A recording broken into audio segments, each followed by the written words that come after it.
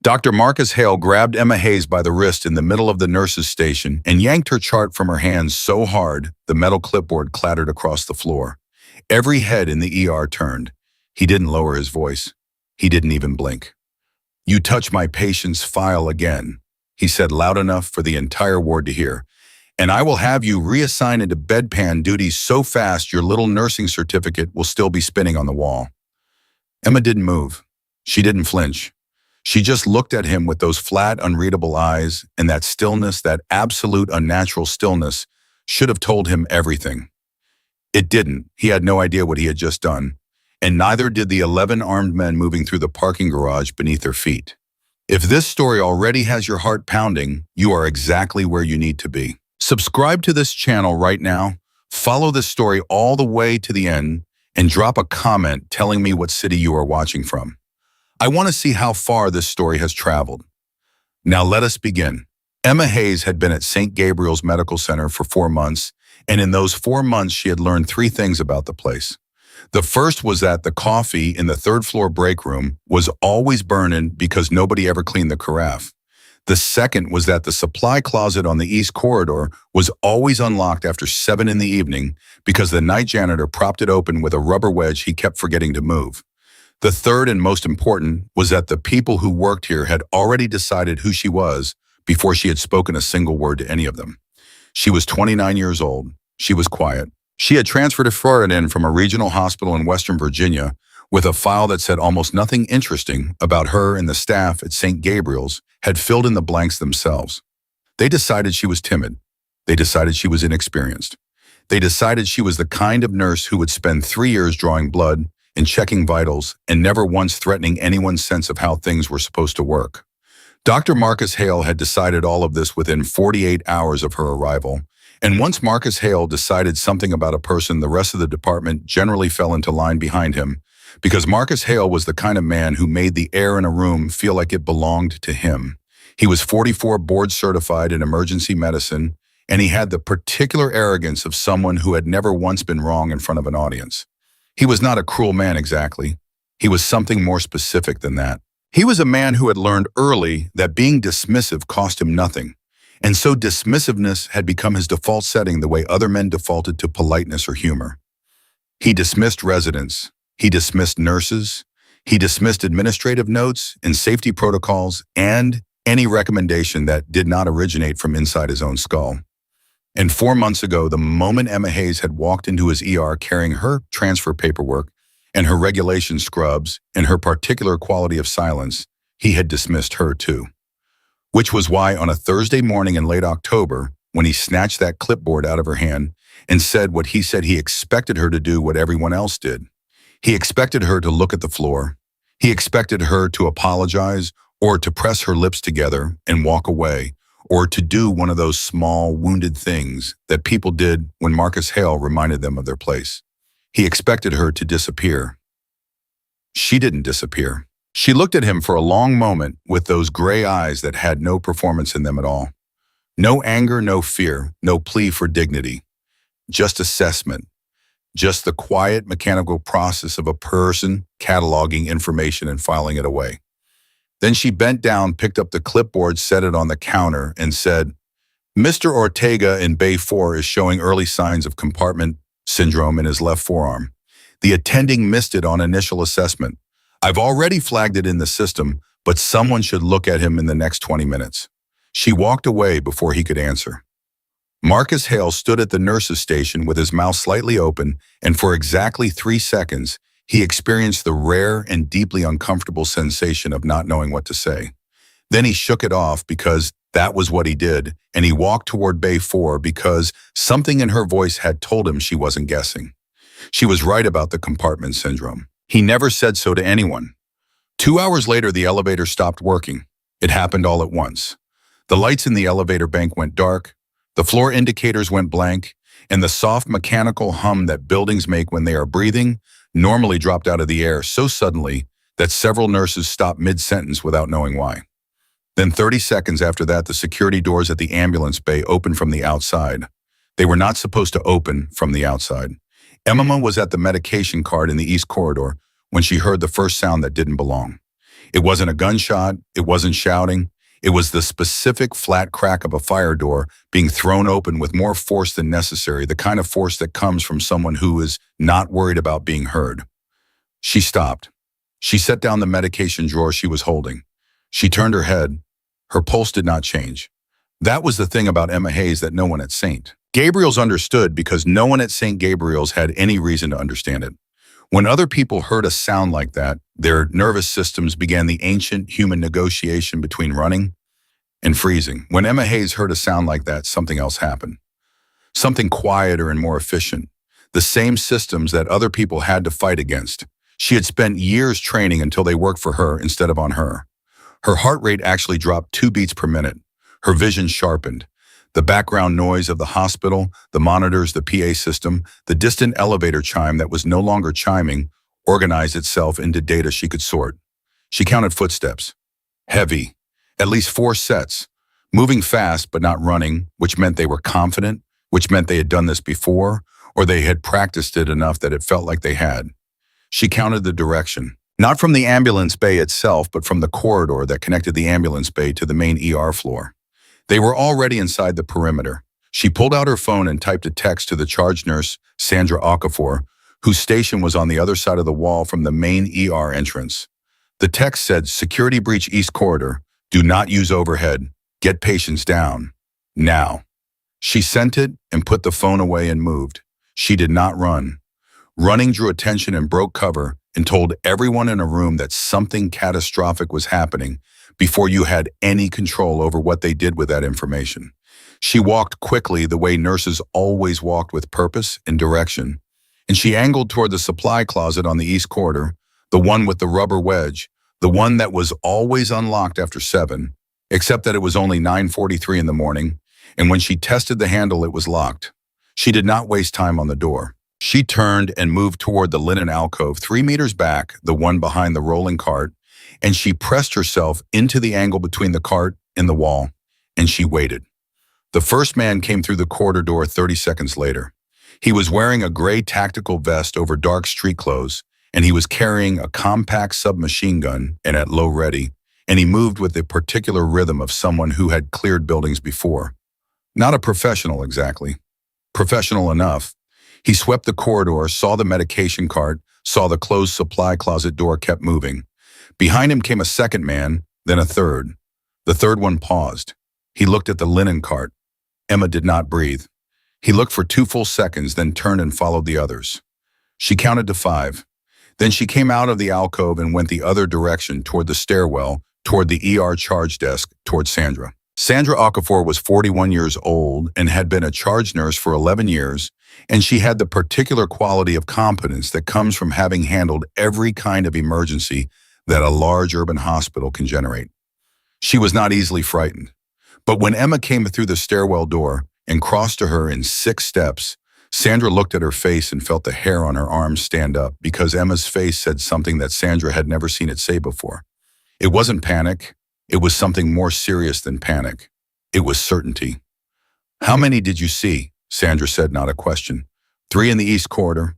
I don't know the count for the rest of the building. They took the elevators offline first, which means they know the layout, which means someone gave them the layout. Lock down the surgical suites. Get Dr. Hale out of the main ER floor. I'm not sure Marcus is going to... Sandra. Emma put both hands flat on the desk and leaned in. Do not explain this to him. Tell him there is an armed incursion. The East Corridor is compromised, and he needs to move his patients to the North Annex right now. Use those exact words. If he pushes back, you tell him the alternative is that his patients get shot. He will move. Sandra picked up the internal phone. Emma turned back toward the corridor. Emma. Sandra's voice caught her. Where are you going? Emma didn't answer. She was already gone. The truth about Emma Hayes, the truth that her personnel file did not contain, because personnel files do not typically contain this kind of truth, was that she had spent 6 years as a United States Navy SEAL combat medic. Not a medic attached to a SEAL team, not a support role.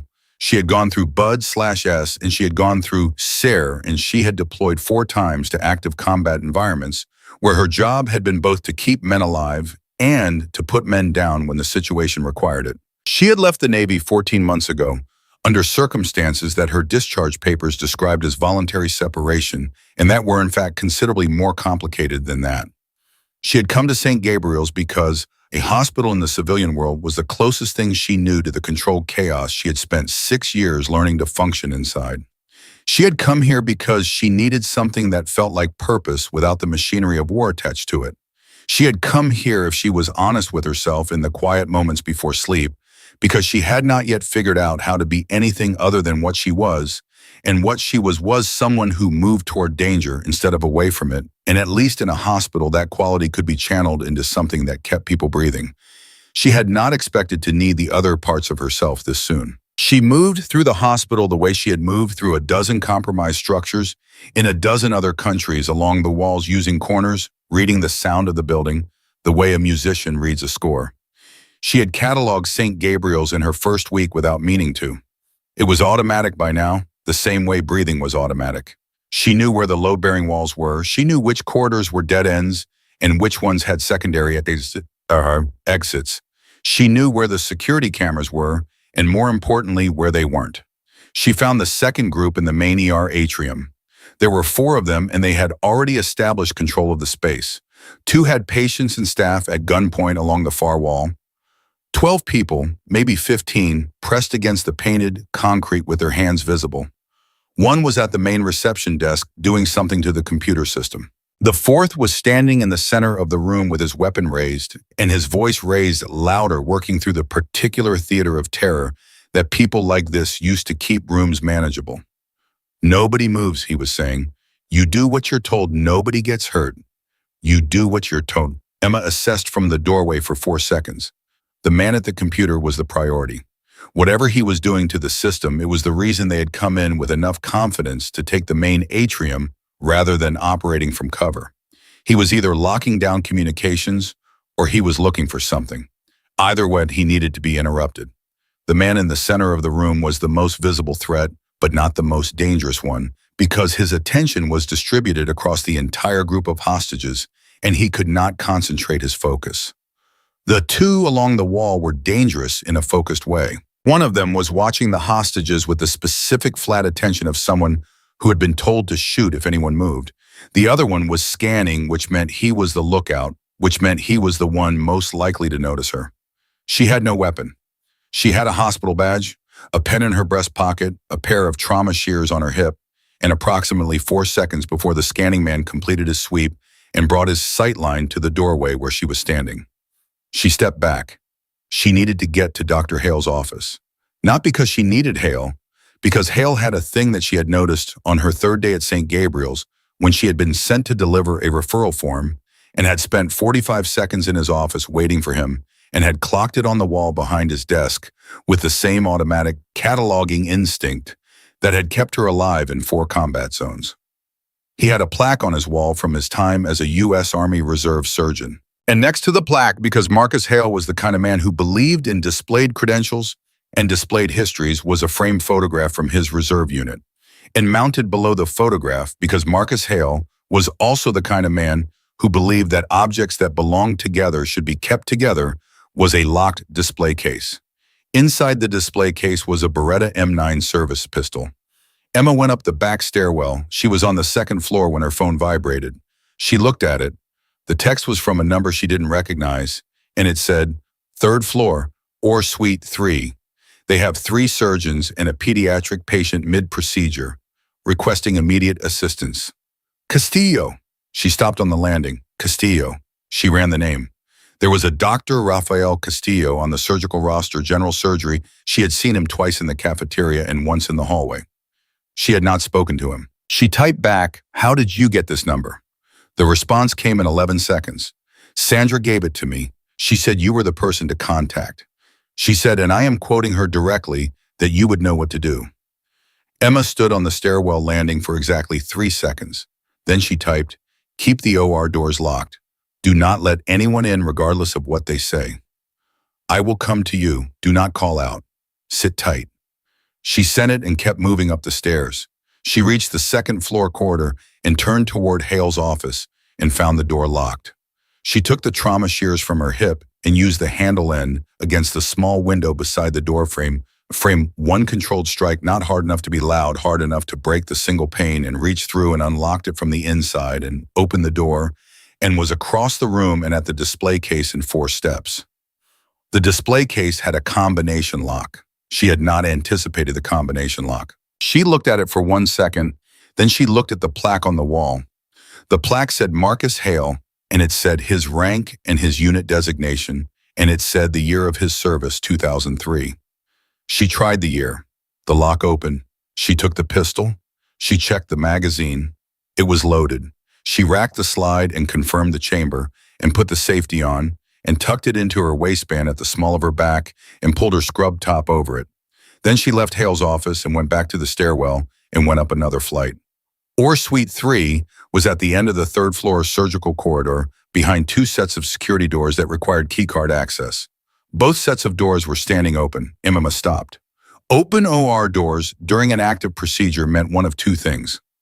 Either the surgical team had been pulled out, unlikely if Castillo had just texted her from inside, or someone had forced the doors open and was already in the suite. She moved down the corridor in silence. The first security door was held open with a fire extinguisher. The second had been propped with a chair. She went through the second door and stopped again because she could hear voices now, and one of them was doing the particular thing that voices did when they were trying to stay calm under pressure and not quite managing it, and one of them was not trying to stay calm at all. "You will step away from the table," a man's voice said. "I cannot step away from this table." That was Castillo. She recognized his register, now lower than she expected, absolutely controlled. "This child is open on this table. If I step away from this table, this child dies. That is not my problem. It is about to become your problem in ways you are not prepared for." Emma was at the OR suite door. She looked through the small window set into it.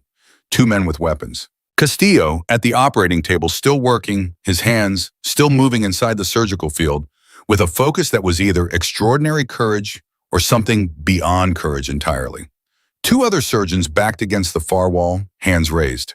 An anesthesiologist at the head of the table, not moving, watching the monitors with the specific frozen attention of someone who understood that if those numbers changed, a child was going to die regardless of everything else happening in the room. 2 armed men, Castillo buying time with words, a child on a table. Emma put her hand on the OR door, and that was when the fire alarm went off. Not a test, not a malfunction. The specific triple pulse of a pull station activation, which meant someone in the building had found a fire alarm pull station and had pulled it, which meant someone in the building was thinking tactically. The 2 men in the OR suite looked up at the sound and their attention fractured for just a moment, just a single beat, and in that beat, Emma pushed through the door. She crossed the distance to the first man in 2 steps and had his weapon arm controlled before he completed his turn. She didn't use the pistol.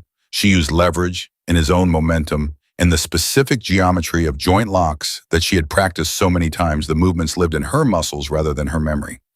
He went down. She was already moving to the second man who had brought his weapon up and was trying to acquire her as a target, but was having the particular problem of not wanting to fire in a room with a surgical patient and active instruments, because even men like this had hesitations, and hesitations were what she counted on.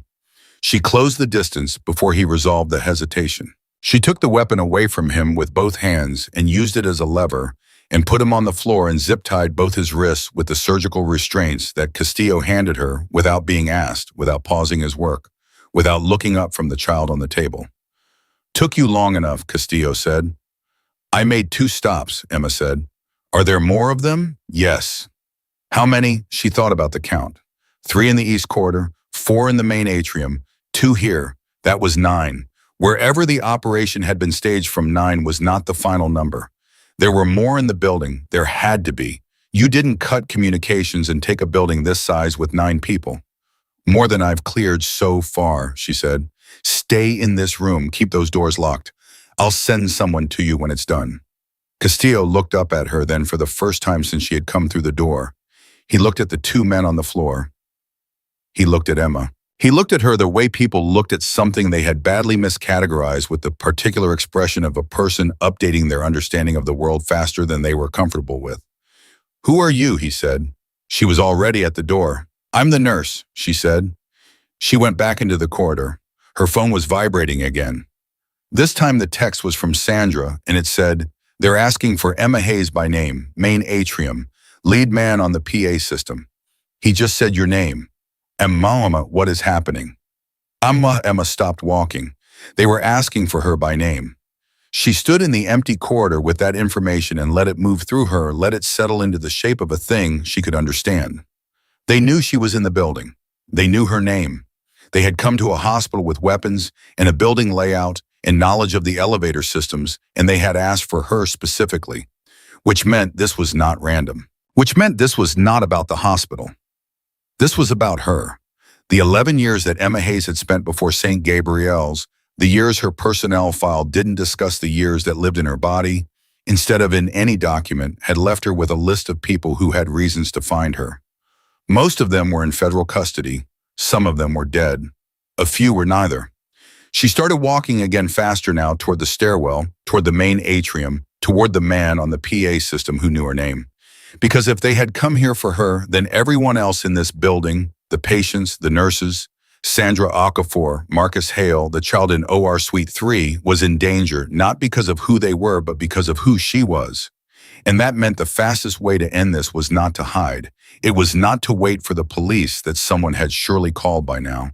It was not to clear rooms one by one until the numbers got small enough to manage. The fastest way to end this was to walk into that atrium and let them see her. She checked the Beretta at her back. She rolled her shoulders once the specific physical gesture that had always, for reasons she had never fully analyzed, helped her put everything that wasn't immediately relevant into a compartment and close the door on it. Then she put her hand on the stairwell door, and she heard from somewhere below her very clearly the sound of a shot. The shot came from the ground floor. Emma was already moving before the echo finished traveling up the stairwell shaft. One flight down, then another, her hand on the rail just long enough to change direction, her feet finding each landing without looking because her body knew the geometry of this stairwell, the way it knew her own heartbeat. She hit the ground floor door and pushed through it low, her shoulder dropping automatically, her right hand moving to the Beretta at her back before she was fully through the frame. The corridor was empty. She held position for 2 seconds listening. The shot had been a single discharge, not a burst, not an exchange. A single controlled shot from a weapon with more authority than the compact submachine guns she had seen upstairs. That changed the calculation. Whoever had fired that shot was not one of the 9 she had already cataloged. The compact weapons the Atrium team carried were not capable of that particular sound. This was something larger, something with more deliberate intention behind it. She moved toward the sound. The east corridor was still clear, the medication cart still exactly where she had left it, the supply closet door still closed. She turned the corner toward the ambulance bay and stopped because there was a man on the floor.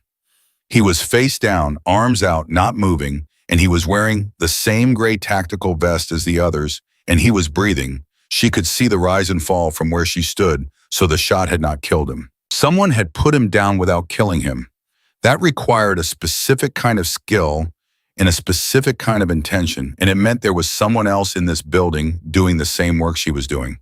She crouched beside the man, checked the pulse at his neck, found it strong, found the wound at his left shoulder, found the compression bandage already applied. Someone had shot this man and then immediately rendered basic field care, which was either deeply contradictory or made perfect sense depending on who was doing it. She looked up. At the far end of the ambulance bay corridor, half behind a supply shelf, a man was watching her. He was in civilian clothes, dark jacket, no vest, and he was holding a service pistol in a two-handed grip that was pointed at the ceiling. Now not at her, which was either a gesture of good faith or a feint, and she had the Beretta out before she made the decision, consciously aimed center mass safety off. "Emma Hayes, the man said, not a question, a confirmation. "Who are you?" she said. "My name is Agent Daniel Reeves. I'm with the FBI's hostage rescue team. I have been in this building for 11 minutes. I was told you were operating on the upper floors and that I should find you." He paused. Sandra Okafor is remarkably calm for someone in the middle of an armed takeover. Emma did not lower the pistol. "Show me credentials." "My credentials are in my left jacket pocket, and I am going to reach for them slowly with my left hand while keeping my right hand visible and my weapon pointed at the floor." He did exactly that. He produced a badge wallet and held it open toward her. She was 15 feet away. She could read the seal and the format, if not the fine print. She lowered the Beretta but kept her finger indexed along the frame. How many are you? In the building, just me right now. I had a two-person team on the exterior, but they took fire from a sniper position on the parking structure roof about 6 minutes ago. They're both down, non-fatal, but they're out of the fight.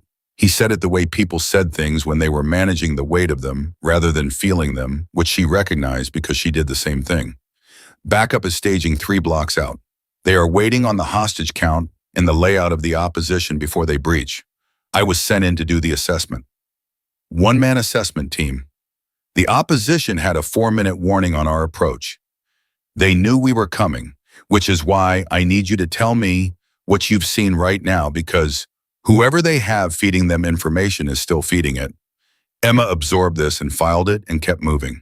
9 confirmed in the building when I last had eyes.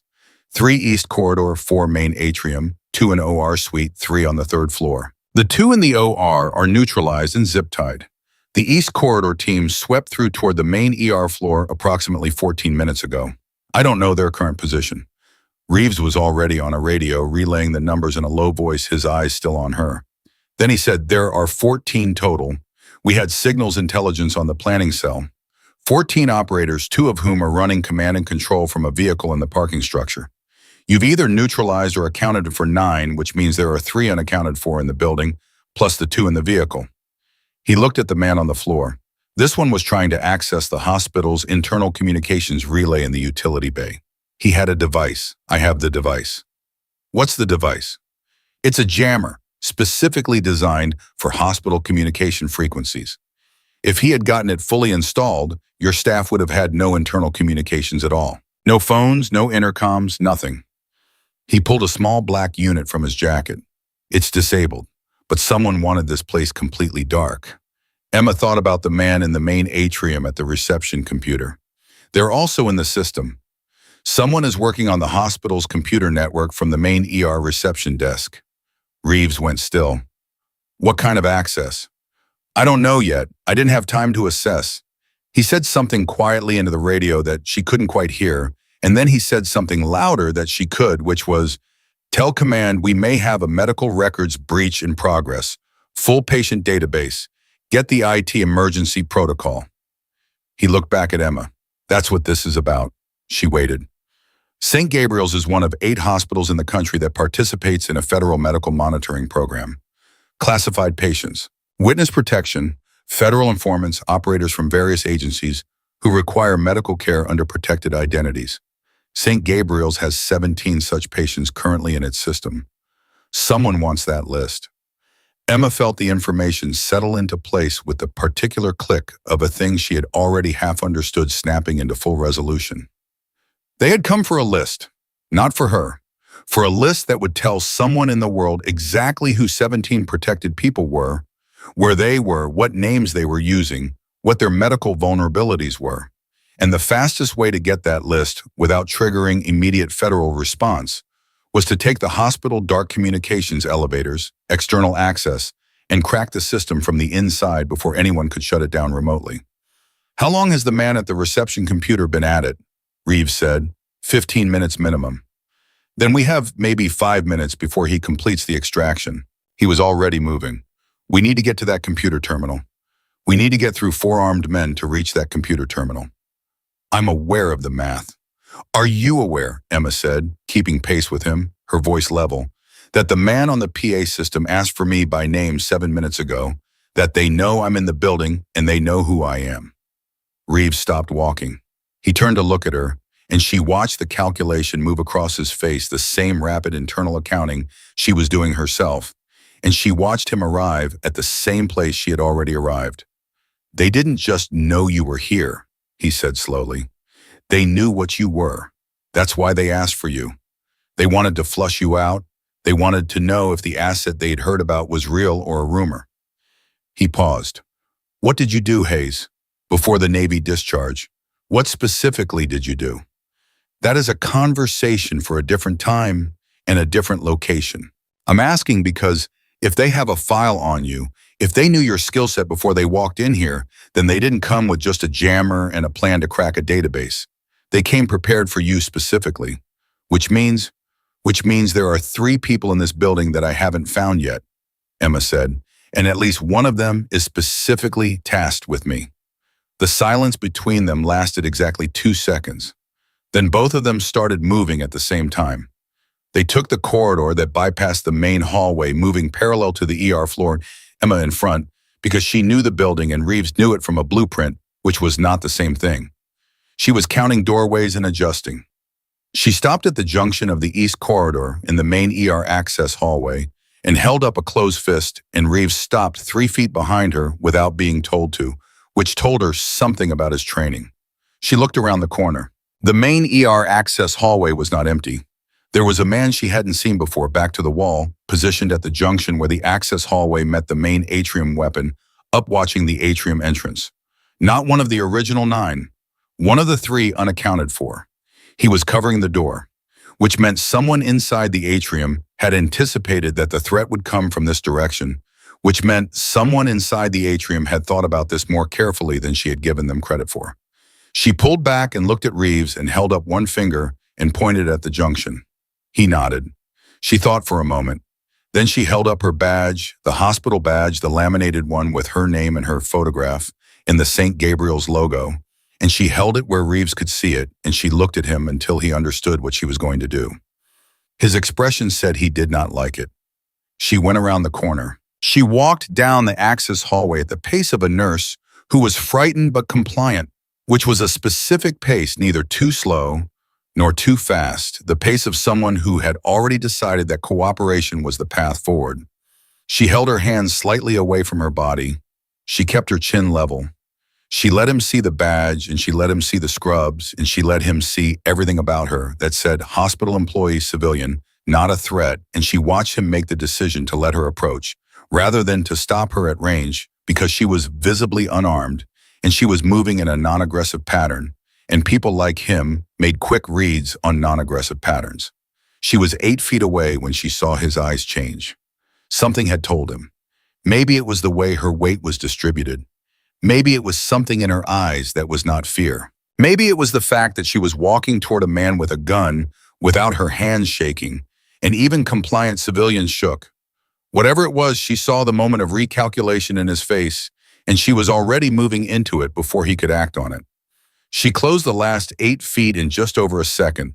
She took the gun arm up and away from her center line with her left hand and brought her right elbow across his face in a controlled strike that had exactly enough force to stagger him and exactly not enough force to take him fully off his feet, because she needed him conscious for the 2 seconds it took to strip the weapon, and she needed him on the floor for the 2 seconds after that, and she needed both of those things to happen without a shot being fired. She got both of those things. Reeves was beside her before the man finished going down, and he had a flex cuff on both wrists in 4 seconds, and then he looked at Emma with an expression that was not quite professional neutrality and said nothing because there was nothing that needed to be said. She checked the man's weapon. She kept it. She now had 2 firearms, which felt like the right number for what was left to do. They moved to the atrium door. There were still 4 men in the atrium, or there had been 4 men when she had last looked, which was now almost 20 minutes ago. She looked through the window panel beside the door and saw 3. The one from the reception computer was no longer at the desk. "He's done," she said quietly. Reeves looked. "He's gone to extract the physical device. There was a hardware component. They would have had to plug something into the server room to complete the transfer." "Where's the server room?" Emma knew exactly where the server room was. It was on the basement level next to the physical plant. She had never had a reason to go there. She had noted it on her 3rd day the same way she had noted everything else. She said basement, southeast corner. Reeves was already on the radio, low voice controlled urgency. She heard him say server room, and she heard him say basement, and she heard the word breach. And she understood that whatever was happening outside this building is about to change. His backup was moving, but that was 3 blocks away, and the server room was 2 floors below them. And whoever was currently in that server room with whatever device they had plugged into, whatever port they needed, had approximately 4 minutes before the building was flooded with HRT operators who would arrest him and recover the device and close this entire thing down. 4 minutes. The three remaining men in the atrium were between her and the basement stairwell. Emma said, "I need the atrium clear." Or Reeves said, "I need the same thing." She said the hostages are along the north wall, approximately 15 people. The three operators are positioned at the center, the south desk, and the east corner. The center position is the problem. He has eyes on the whole room. Reeves said, "I can take the center from the east access if you take the south desk simultaneously." She said, "On your signal or mine?" He said, "Yours." She looked through the window panel one more time. The man at the south desk had his back to the door. The man at the east corner was watching the hostages. The center man was watching the room in a slow sweep right to left, and he was just reaching the far left point of his sweep, which meant his back was going to be at maximum angle from the east access entry in approximately 4 seconds. She said 4. She counted it in her head. On 4, she went through the door. The south desk man heard the door and started to turn, and she was already there. Already inside his reaction time, the weapon taken and his arm leveraged, and his face briefly meeting the edge of the desk, which was unfortunate, but efficient. She had him down in under 3 seconds. She heard a commotion from the east side of the room, controlled and brief, and she knew Reeves had the center man, and then she looked at the east corner, and the east corner man had his weapon raised, and his eyes were wild, and he had the specific look of someone who had just watched 2 of his people disappear in 4 seconds and was now doing the math on what that meant. "Put it down," she said. Her voice was the same voice she used for patients in distress. The same absolute steadiness. The same specific absence of panic that told people in crisis that the person in front of them had been here before and knew the way out. He looked at her. He looked at the 15 hostages against the north wall, who were not moving, some of them with their hands over their faces, some of them watching with a fixed, stunned attention. He looked at Reeves, who had appeared from the east access with his weapon leveled. He put the gun down. The hostages broke then, not violently, not in a rush, but in the way held breath releases, in the way muscles let go when they don't have to hold anymore. There were people crying. There were people grabbing each other. Sandra Okafor was against the north wall, and when she saw Emma, she made a sound that was not a word and crossed the room in 5 steps and grabbed Emma's arm with both hands and held on. "Are you hurt?" Emma said. "No." Sandra's voice was shaking. "Are you?" "No." Emma looked at the room. She counted the hostages. She counted the operators down on the floor. She looked at Reeves, who was already on the radio again. His voice fast and clipped, giving the green signal to the backup team outside, giving numbers, giving status. Then she said, "There are still people in the building. I need to get to the basement." Sandra's grip tightened. "Emma, let go, Sandra. There are police outside. I can hear them. There are sirens. There are police outside, and there is someone in the basement server room with a drive full of names of people in witness protection, and I have about 3 minutes to stop that drive from leaving the building." She looked at Sandra directly, the same way she had looked at her earlier, the same flatness that was not coldness, but precision. "Let go." Sandra let go. Emma went for the basement stairwell at a run. The stairwell door was already open. Propped like the OR doors upstairs had been propped with the same institutional chair, the same method, the same team briefing, the same protocol. She went through without slowing and took the stairs down and pushed through the basement door and heard nothing. Silence was worse than sound. She moved toward the southeast corner, toward the server room, the Beretta up now, the second weapon she had taken from the south desk man, tucked in her left hand as a secondary option. The basement smelled like recycled air and old paint and the specific electrical warmth of server equipment. She could hear the servers now, the low collective hum of machines doing their work indifferent to everything happening above them. The server room door was open. She went in low and swept left and right and found the room empty. The device was still plugged into the rack port. A small unit, matte black, 2 inches square, with a single indicator light. The light was green, which meant the transfer was still in progress, which meant they hadn't completed the extraction, which meant she had made it in time. She pulled the device. The light went red. The transfer interrupted.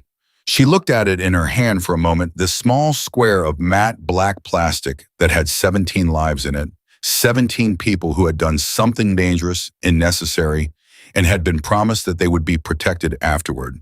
And she thought about what it meant that someone had sent 14 armed men into a hospital to get this thing, and she thought about what it meant that someone had known to send those men to a hospital where she specifically worked. She heard a sound behind her. She turned. The 14th man was standing in the server room doorway. He was not dressed like the others. No tactical vest, dark street clothes, clean, unremarkable. He was in his 40s, medium build, the kind of face that was deliberately average, the kind of face that was very good at not being remembered. He had a weapon, but it was not raised. He was looking at her with an expression that she recognized because she had spent years working alongside men who wore that expression, the expression of someone doing a job, not performing a threat, someone for whom this entire situation was a problem to be solved rather than a confrontation to be won. "You pulled the device," he said. "I pulled the device," she said. "That was the whole job. Everything else, the team, the atrium, the communications, it was all infrastructure. The job was this room and that device. You understand what I'm telling you? You're telling me you're the one who planned this. I'm telling you that everything you stopped today was designed to be stopped. It was designed to look like a takeover, to bring in federal response to create exactly the kind of confusion that would let one person get to one room for 4 minutes." He paused. "The team doesn't know that. As far as they know, this was real. But the people who hired me needed a cover. They needed a reason for federal assets to be looking at a hospital. Because federal assets looking at a hospital would never look at what was actually happening 3 blocks away." Emma went cold. "What's happening 3 blocks away?" she said. He smiled, and it was the specific smile of a man delivering information he had been contracted to deliver, rather than a man who found anything genuinely amusing. "The protected individuals on that list, the 17 patients in this system, they're not just files. 2 of them are currently in this hospital as inpatients. And while every federal resource in a 3-block radius has been focused on this building for the last 25 minutes, someone has been very quietly and very efficiently removing those 2 individuals from their rooms." Emma was running before he finished the sentence. She hit the stairwell at full speed, took the stairs 3 at a time, burst through the ground floor door, and nearly collided with Reeves coming the other direction. "The patients," she said, "the 2 protected inpatients. What floor? What rooms?" Reeves grabbed her arm. "How do you know about what floor?" His face changed. He said, "Room 214 and room 219, second floor." Then he was running beside her, and both of them hit the stairwell door together, and he was already on the radio, already saying the room numbers, already saying the words she had said to him, and she could hear in the response that came back through his earpiece from the faint tinny distance of it the quality of something already gone wrong. She took the second floor door at full speed and turned left toward the 200 corridor and covered the distance to room 214 in 8 seconds and went through the door, and the bed was empty, and the monitoring equipment was disconnected with the clinical precision of someone who knew what they were doing, and the window at the far end of the room was open. Not broken, open, from the inside. Someone had walked a patient out of a monitored room, disconnected the equipment without triggering an alert because they knew exactly which sensor to disable first, and left through a window on the second floor, which meant a ladder or a mechanical lift, or something that had been staged outside this window before the operation began. She turned to Reeves, who was in the doorway behind her, his face saying the same thing her face was saying. "They're already gone," he said. "Not yet," Emma said. She looked at the window.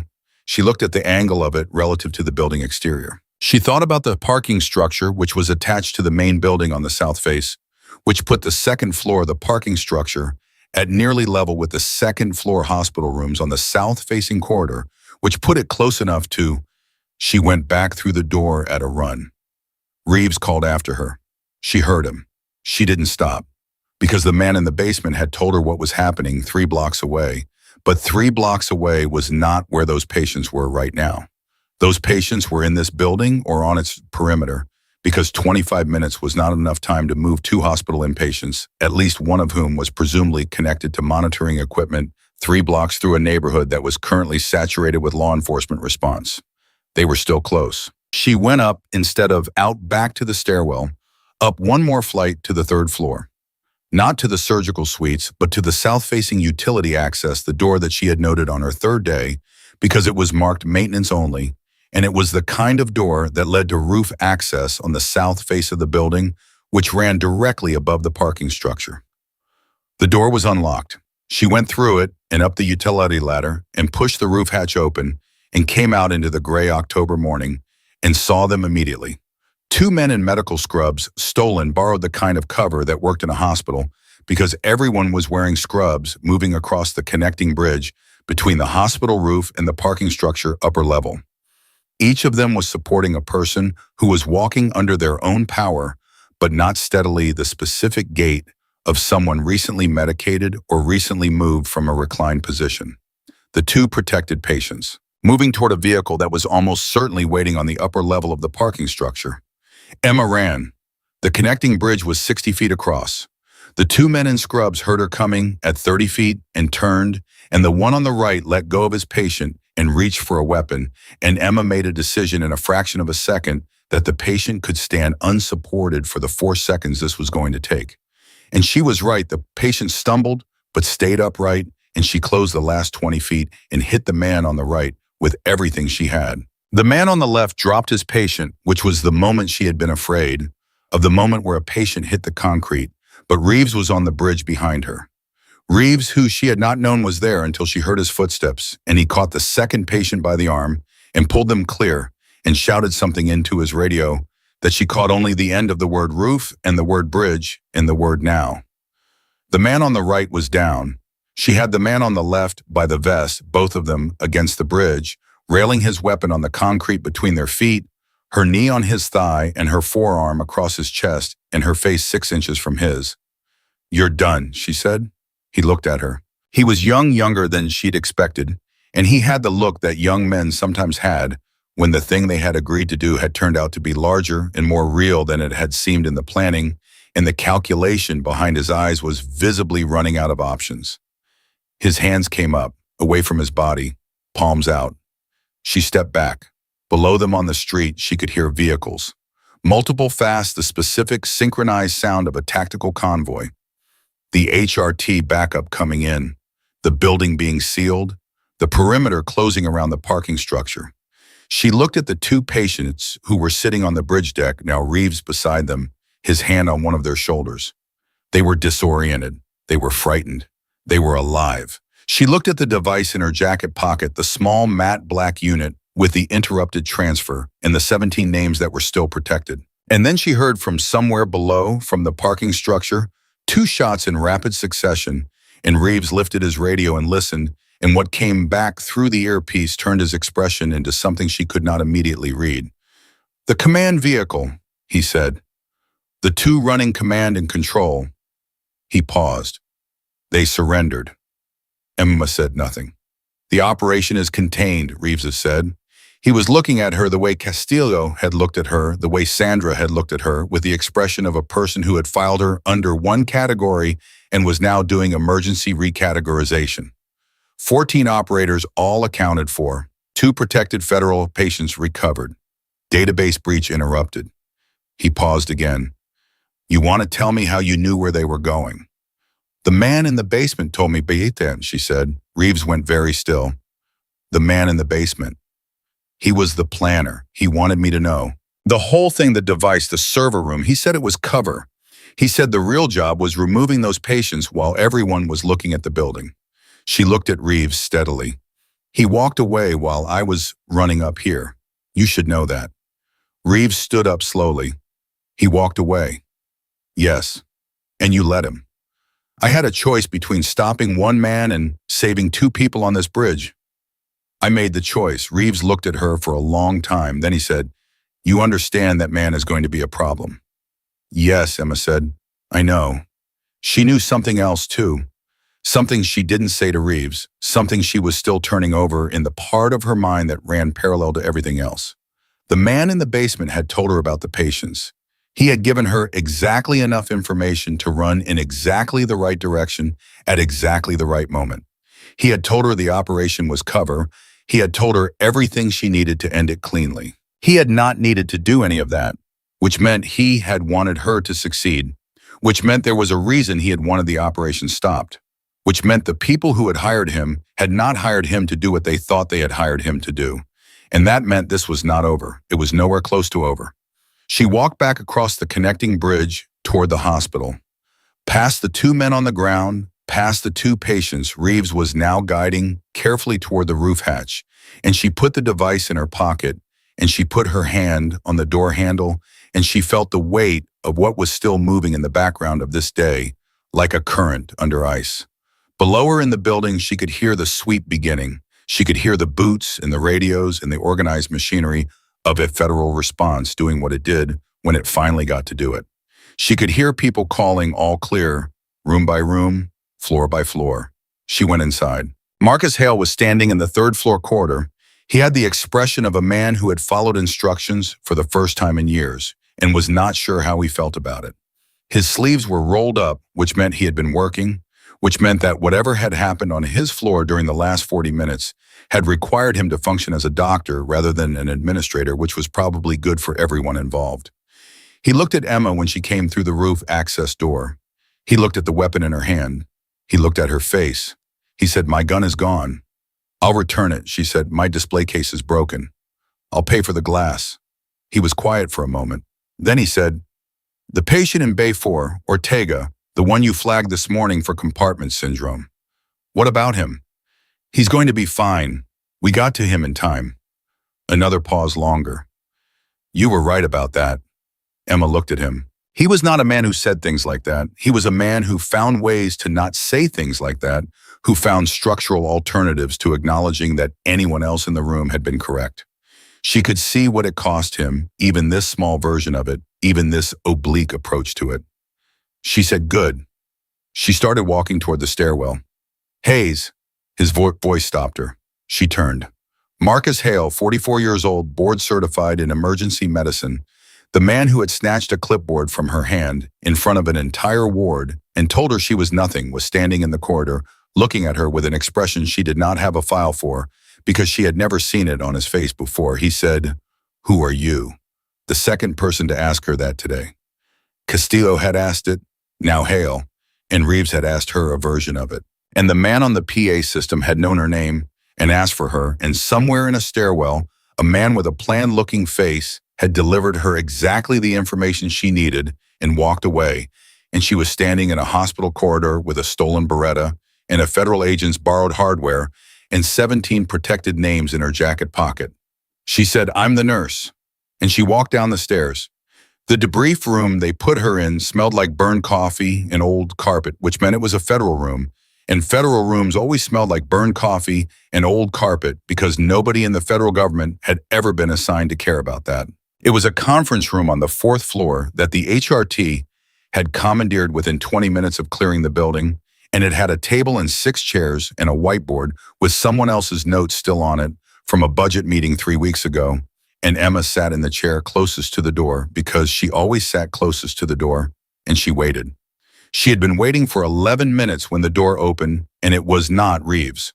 The woman who came in was 50-something, silver-haired, wearing a suit that cost more than Emma's monthly salary, and she moved through the room the way people move through rooms when they were accustomed to everyone else adjusting to them rather than the other way around.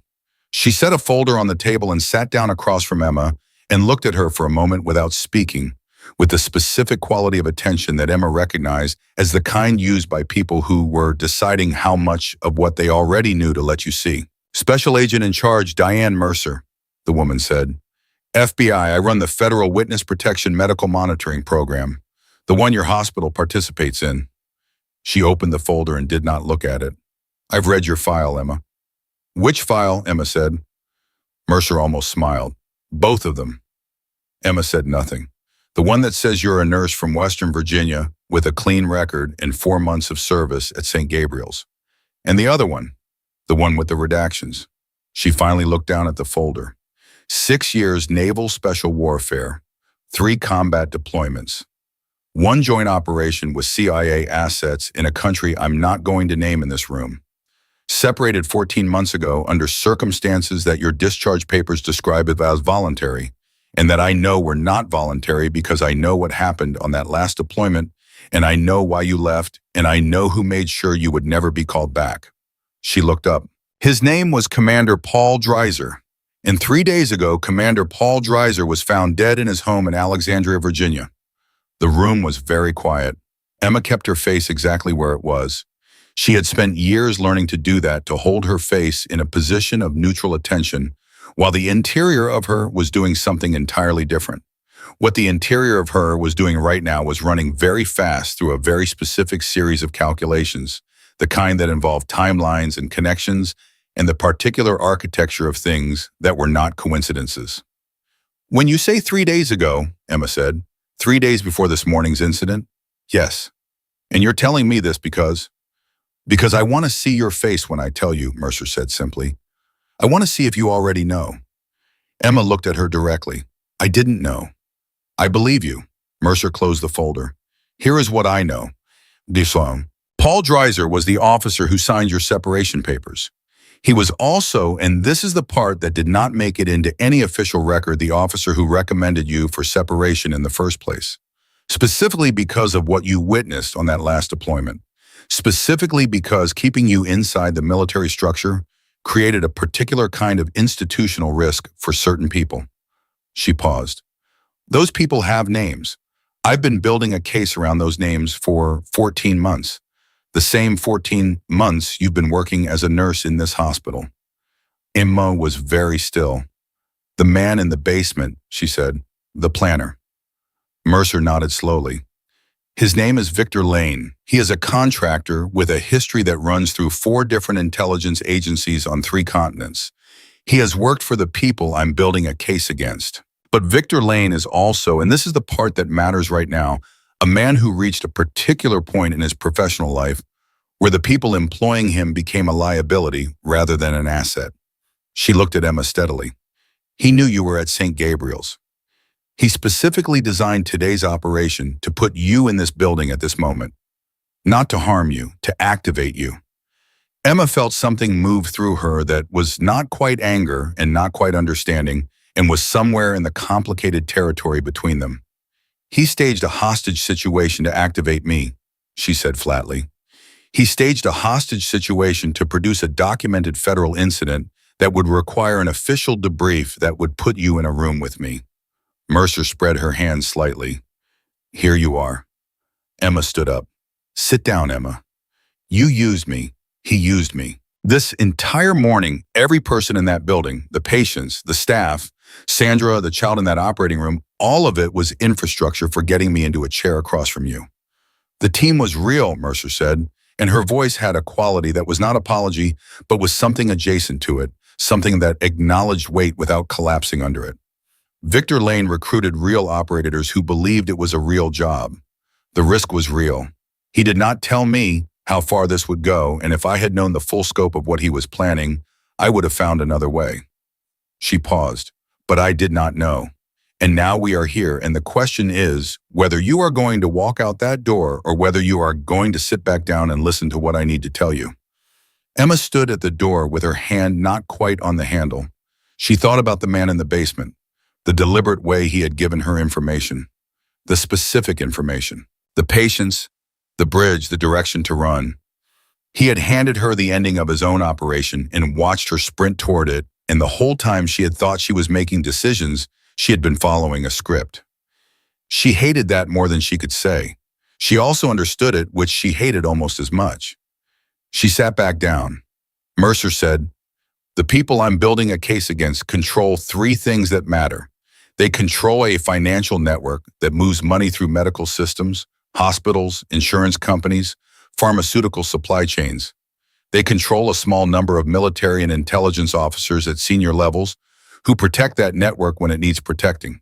And they control the information that would expose both of those things." She looked at Emma. "That information is on a server that I cannot access through official channels because the people I'm building a case against have enough reach inside my own agency to shut down any official approach within 48 hours. I have tried 3 times. 3 times it has been shut down." "You need someone unofficial," Emma said. "I need someone who doesn't exist on the right paperwork," Mercer said.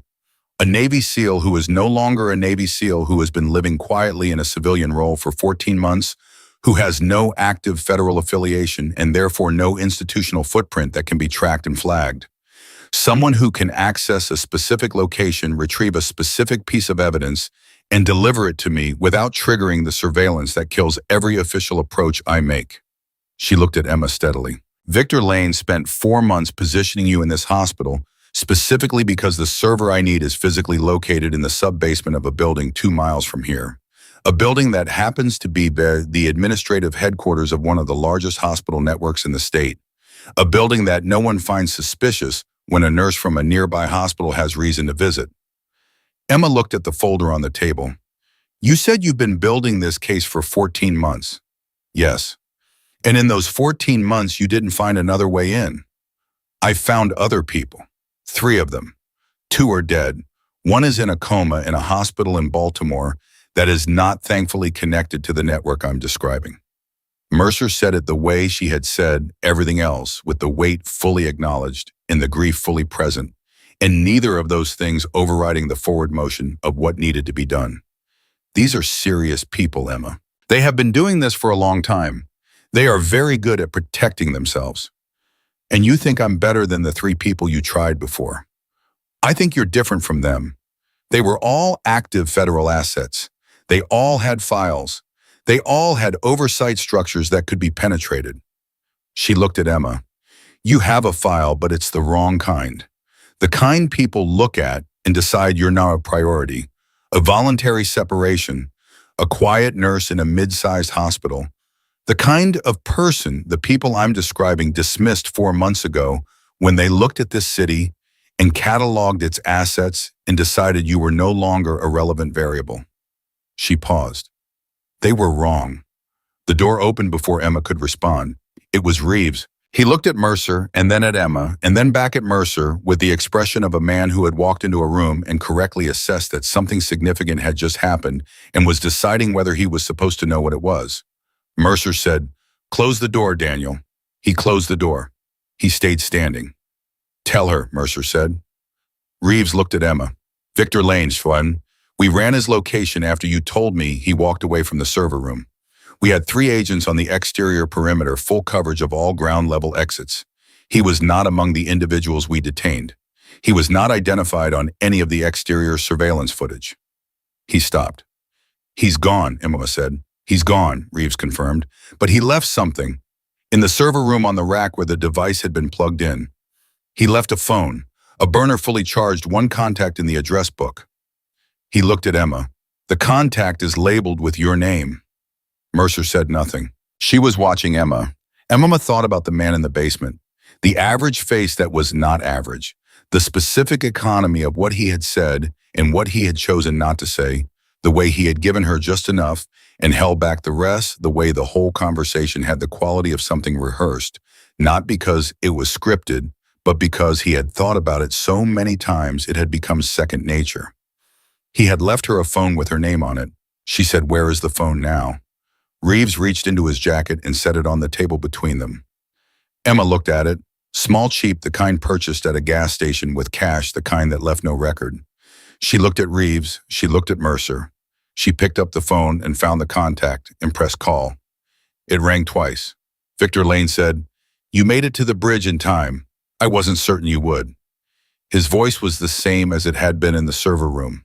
Measured, not warm but not cold. The voice of someone for whom this conversation was a continuation of something rather than a beginning. Emma said, "You left me a phone. I left you a resource. The phone has a second contact that you haven't found yet. It's not labeled with a name. When you're ready to use it, you'll know what it's for." He paused. "Mercer has told you what she needs. I want you to know that she has told you the true version of it. Not the complete version, but the true parts." Another pause. "The complete version is that the server she needs contains more than financial records.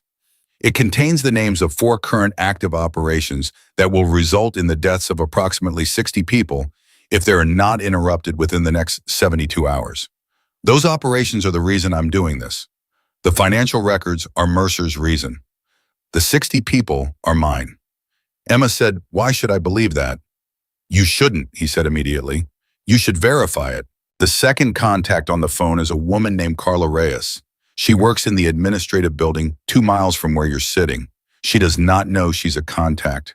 She doesn't know any of this, but she has access to the sublevel, and she has been, without knowing it, gathering information for me for 6 months. If you talk to her, you will be able to confirm what I'm telling you without relying on my word for it. He paused again, and this time when he spoke, there was something different in his voice, something that was not performance, something that had been kept separate from the rest of what he was saying and was now being let through. I've done a lot of things for a lot of people over a lot of years. The 60 people on those operations don't know anyone is coming for them, and most of them are just civilians who ended up in the wrong place. That matters to me. I don't expect it to matter to you the same way. But I need you to know it's true. Emma said, "You staged a hostage situation in a hospital and put patients and staff in danger." "Yes, people could have died." "Yes, I know that. I have thought about it extensively, and I have not found a version of this that does not carry that risk, and I made the choice to proceed anyway, and I will live with that." His voice did not waver.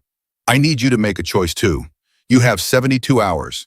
After that, the window closes and the 60 people close with it." The line was silent for a moment. "I'll be in touch." He ended the call. Emma set the phone on the table. Reeves said, "We can trace that call." The call lasted 43 seconds from a device that is no longer at the originating location, Emma said. "He moved after the second ring. You won't find it." She looked at Mercer. "You knew about the 60 people." Mercer said, "I knew about the operations. I did not know the count." She held Emma's gaze. "It doesn't change what I'm asking you to do. The operation is the same whether the server has financial records or active deployment orders. The access point is the same. The target is the same." "It changes what it means," Emma said. Mercer was quiet. "You came to me with a case you've been building for 14 months, Emma said. "Financial crimes, corruption, important. I understand the importance, but that is not 72 hours. That is a long game, and I am a move in it." She looked at the phone on the table. 60 people in 72 hours is different. That is something else. "Yes," Mercer said, "it is." Emma picked up the phone. She stood up. She looked at Reeves, who had been standing against the wall this entire time, with the focused patience of someone who understood that his role in this particular conversation was to listen and retain. Then she looked at Mercer. "I need 2 things," she said. Mercer waited. "I need full access to everything you have on the administrative building. Lay out security personnel roster access protocols. Everything you've gathered in 14 months, I need it in the next 2 hours." She looked at the phone. "And I need to know who Paul Dreiser was protecting when he had me separated, not the institution, the specific person." Mercer said, "Why?" "Because whoever that person is, they know I'm still out here. They've known for 14 months. And after what happened in this building today, they are going to stop treating me as a dismissed variable." She met Mercer's eyes. "I need to know who is going to come for me before I walk into a building 2 miles from here and start pulling their infrastructure apart." Mercer looked at her for a long moment. Then she reached into the folder and produced a second smaller document and slid it across the table. "His name is Richard Caulfield. He is the Chief Operating Officer of the Meridian Health Group, which owns 43 hospitals in 12 states, including this one." She paused. "He is also the reason 3 of my previous assets are dead or in a coma. And he is the reason Paul Dreiser is dead." Emma looked at the document. She read the name. She read the title. She looked at the organizational chart attached, the clean corporate lines of it, the way authority moved through a structure like that, the way one name at a near top position could have hands in so many things while remaining 2 or 3 layers removed from any of them. She looked up. "Caulfield owns St. Gabriel's." "His group does?" "Yes." Emma took a slow breath. "He put me here, not by accident, not because I found a wet listing and applied. Someone pointed me toward this hospital and made the transfer easy, and I thought it was luck." She stopped. "Dreiser, he didn't have me separated to get rid of me. He had me separated to move me." "We believe so," Mercer said quietly. "He moved me into a hospital owned by the man he was protecting in a city where the evidence that would destroy that man is located 2 miles away, And then Caulfield had Dreiser killed because Dreiser had become a liability. She said it the way she processed everything in sequence, without embellishment, letting the logic assemble itself. And now Caulfield has a nurse with a special operations background who has been living 2 miles from his most sensitive data for 14 months, and after today he knows exactly who she is and exactly what she can do. Yes, Mercer said, which is why the 72 hours matters. Because before today you had invisibility, after today you don't. She looked at Emma with something that was as close to regret as Diane Mercer was probably capable of expressing in a professional context. I'm sorry about all of it. The way this was done, the risk to the people in this building, the fact that you were moved like a piece without being told. I'm sorry. Emma said, don't be sorry, be useful.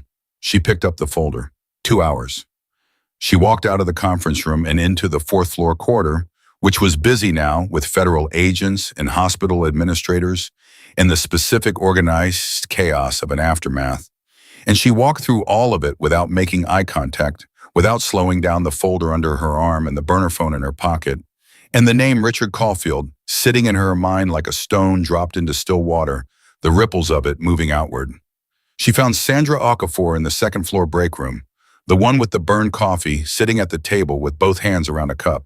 She wasn't drinking, staring at the middle distance with the expression of someone who had spent the last 2 hours using every resource they had and was now in the pause before they understood what the cost of that had been. Emma sat down across from her. Sandra looked up. Are you actually all right? Emma said. Sandra looked at her for a long moment. I'm a charge nurse who has worked in this ER for 11 years. I've had patients code on me. I've had a man come in with a kitchen knife in his sternum and stay conscious long enough to ask me if his wife had called. I've delivered a baby in an elevator. She looked at her coffee. I've never been in a room with a gun pointed at me. She paused. It was different from what I expected. I thought I'd be more afraid. She paused again. I was afraid, but I kept thinking about what you had told me to do. Get the patients down, move to the North Annex, exact words. I kept running those words. She looked up. You'd done this before. It was not a question. Emma said yes. Before the nursing. Yes. Sandra looked at her with the particular directness of a woman who has spent years in emergency medicine and has learned to read people the way other people read text. Are you in trouble, Emma? Emma thought about Richard Caulfield. She thought about Victor Lane and the burner phone and 72 hours and 60 people. She thought about the man she had not let herself fully be for 14 months, the version of herself she had put in a box and labeled voluntary separation and tried to close the lid on. She said probably. Sandra said, is there anything I can do? Emma looked at her. Sandra Okafor, who had followed instructions she didn't understand and kept 15 people calm and handed over a phone number to a stranger with a surgical scalpel and the instinct of someone who understood on some unspoken frequency that Emma Hayes was the most competent person in the building and should be given every resource available. She said, you've already done it. She stood up. She looked at the burned coffee machine. She thought about saying something about the craft, about cleaning it, about the small, ordinary thing that had been the first detail she had memorized about this place 4 months ago when she was trying to find the things that made it feel like somewhere she could stay. She didn't say it. She was already thinking about the building 2 miles away. She was already thinking about Carla Reyes and the sub-level access and the server that held 60 lives and 14 months of evidence, and the name of a man who owned 43 hospitals and thought he owned the people inside them. She went back to the stairwell. On the 2nd floor landing, she stopped because her phone was vibrating, and it was not the burner, and it was not Sandra, and it was not Reeves. It was a number she did not know local area code, and when she answered it, there was a brief silence and then a man's voice, and the man's voice was not Victor Lane, and it was not Mercer, and it was not anyone she recognized. It was a voice that was measured and quiet and had a quality of absolute authority in it, the kind of authority that came from decades of having every word obeyed, and it said, Miss Hayes, my name is Richard Caulfield. I believe we should talk before you do something that benefits everyone except yourself. A pause. I know what Mercer has asked you to do. I know about the server. I know about the 72 hours. Another pause longer. I also know something that Mercer does not. Something about what is actually on that server. Something that is going to change every calculation you are currently making. His voice did not rise. It did not threaten. It had the specific quality of someone who did not need to threaten because the information itself did the work. The server has financial records. It has operational orders. And it has one other thing, Miss Hayes. It has the complete file on your last deployment, the one that ended your career, the one that explains everything that happened to you 14 months ago. The silence stretched. Every name, every order, every decision made and by whom, including the decision that cost the lives of 3 people on your team that your official record says died in a training accident. His voice was almost gentle. You deserve to know the truth of that. I am the only person who can give it to you. The question is whether you are willing to have a conversation before you make an irreversible choice. Emma stood in the stairwell with the phone against her ear and felt the floor of her understanding shift, felt the 14 months of careful, ordinary life crack along a fault line she had known was there, but had not let herself press on, because some things when you pressed on them did not hold. Her 3 team members, the training accident that was not a training accident, the things she had witnessed on that last deployment that Paul Dreiser had moved her out of the military to contain. Caulfield had the file. She said where, and Richard Caulfield told her. Caulfield had told her to come alone to the 43rd floor of the Meridian Health Group's administrative tower, the building 2 miles from St. Gabriel's, that Emma had been thinking about since Mercer spread the folder on the table. He had given her an access code for the executive elevator and a time 6 o'clock that evening, and he had ended the call with the specific unhurried quality of a man who expected to be obeyed and had never had sufficient reason to doubt that expectation. Emma stood in the stairwell for 30 seconds after the call ended. Then she went back up to the 4th floor and knocked on the conference room door and went in without waiting for an answer. Reeves was alone. Mercer was gone. Where is she? Emma said. She had a call she needed to take privately. She'll be back in 10 minutes. He looked at Emma's face. What happened? Caulfield called me. Reeves went completely still. On my personal phone, not the burner. My number, which means he has had access to information about me that goes beyond a personnel file, which means his reach inside whatever system stores that information is deeper than Mercer has accounted for. She sat down. He wants a meeting. Tonight. His building home. Reeves said absolutely not. He says the server contains the file on my last deployment. The real file. The one that explains what happened to my team. Reeves looked at her. You had team members killed. 3. The official record says training accident. She said it the way she said everything that cost her something without inflection, without the kind of vocal texture that invited follow-up questions. Just the clean, factual structure of it held up like something she had already examined from every angle and had chosen to carry rather than put down. Caulfield is saying the real record is on that server. He's offering it to me in exchange for not going after the financial evidence. He's trying to buy you off with your own grief. Yes, Emma said, he is, which means he's done his research, which means he understands exactly what leverage looks like for me specifically, which means he is smarter and more prepared than the 3 people Mercer sent before me because none of them had a personal file he could weaponize. She looked at Reeves steadily. I need you to understand that I am aware of all of this.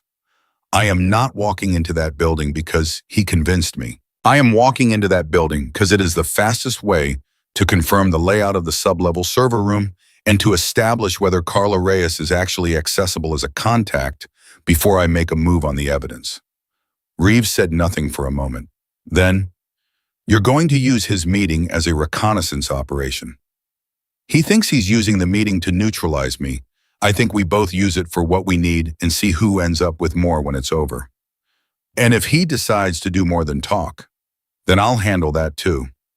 She looked at him. I need everything Mercer has on the Meridian building in the next 2 hours. You told me you could get it. Reeves picked up his phone. He looked at it. He looked at Emma. He said, I'm going to tell Mercer. I know. She is not going to like this. She doesn't have to like it. She has to give me the building layout. He was already dialing when she walked out. She spent the next 2 hours in a small office that someone had cleared for her on the third floor, which still smelled faintly of the morning's events, the specific compound of adrenaline and disinfectant, an old fear that hospitals accumulated in the aftermath of bad days.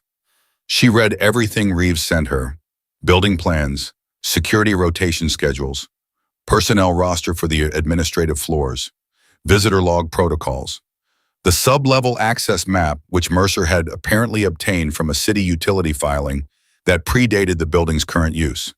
She read all of it, and she held it in her head the way she had held building layouts in other countries, not memorizing so much as absorbing, letting the geometry of the place become part of her spatial understanding, so that when she was inside it, she would not be thinking about where to go, but simply going. At 4:30, she found Mercer in the corridor. Mercer looked at her the way a person looked at someone who had just made a decision they couldn't be talked out of, and had decided to respect that rather than waste energy on resistance. "The second contact on the burner," she said. "Carla Reyes. We ran her. She is exactly who Lane said she is. Administrative coordinator, sub-level access, clearance, has worked in that building for 9 years. She has no idea she's been gathering information for anyone." She paused. "She also has a sister in witness protection, one of the 17 patients in your hospital system." Emma absorbed that. "That's how Lane got to her," she said, "without her knowing it. He's been guiding her attention towards specific documents and access logs for 6 months through a series of professional contacts that she has no reason to find suspicious. She has been doing exactly the kind of low-level intelligence work that would support our case, and she has done it without knowing she was doing it, which means she is both an asset and a liability, because the moment she understands what she's been used for, there is no predicting which way she goes." Mercer looked at Emma. "If you make contact with her tonight, you need to be careful about how much you tell her." "I know how to read people," Emma said. "I know you do." Mercer was quiet for a moment. "The 3 people I lost, the 2 who are dead. I want you to know that I did not treat their lives the way Caulfield treated Dreiser's. They understood the risk. They chose it. That doesn't make it easier to carry, but it matters to me that you know the difference." Emma looked at her. She believed her. She was not sure that believing her changed anything, but it was the kind of thing that belonged in the record, the acknowledgement of it, the distinction between people who treated other people as instruments and people who worked with them as partners and were marked by the losses. She gave Mercer the thing she asked for, which was a nod, brief and real. Then she went to prepare for the meeting. At 5:55, she was in the lobby of the Meridian Health Group's administrative tower, which was exactly the kind of lobby that corporate power built for itself: high ceilings, expensive materials, the specific hush of a space designed to remind visitors that they were in the presence of something larger than themselves. She was dressed in street clothes rather than scrubs, which was itself a kind of statement, the choice to come as herself rather than as the role. She had the burner phone in her jacket pocket and her personal phone in the other, and she had no weapon because bringing a weapon to a meeting where she would be searched was a tactical liability she could not afford. She had been searched at checkpoints before without weapons and had remained the most dangerous person in the room. She gave the access code at the executive elevator, and the elevator doors opened and she went up. 43 floors took 40 seconds. Richard Caulfield was exactly what his organizational chart had suggested he would be. 63, silver-haired like Mercer, but with more deliberate cultivation to it, the kind of man who understood that appearance was infrastructure and maintained it accordingly. He was standing at the window when she came in, which she read as a choice rather than a habit, the positioning of a man who wanted to be seen before he turned, who wanted the view behind him to do some of the work of establishing scale. He turned when she was halfway across the room, and he looked at her with an expression of genuine assessment that she found more interesting than the usual versions of it, because most people who looked at her with assessment were running the same basic calculation she had already anticipated. Caulfield was running something more specific. "You're younger than I expected," he said. "You're exactly what I expected," she said. He almost smiled. He gestured to a chair. She sat in it because it was positioned with her back not quite to the door, which was acceptable, and because standing while he sat would be a performance, and she was not here to perform. He sat across from her. He did not have a folder. He did not have visible documentation of any kind. The room was clean in the way that rooms were clean when someone had made sure they were clean, and Emma clocked that there were no cameras with active indicator lights, which meant either the cameras were off or the indicator lights were covered, and she filed the distinction without letting it show. He said, "I want to be direct with you." "Please," she said. "Diane Mercer is building a case that she believes will dismantle the financial structure that runs through my organization. She is correct that the structure exists. She is incorrect about what it does." He held her gaze. "The network she's calling criminal is in fact a funding mechanism for a set of off-books intelligence operations that the government cannot fund through official channels without triggering congressional oversight that would expose the operations and the assets running them. The money moves through hospital systems because hospital billing is the most opaque financial channel available in the domestic economy. It has been doing this for 11 years with the knowledge and authorization of people at a level of the government that Mercer does not have access to." Emma said, "You're telling me it's sanctioned." "I'm telling you it was sanctioned.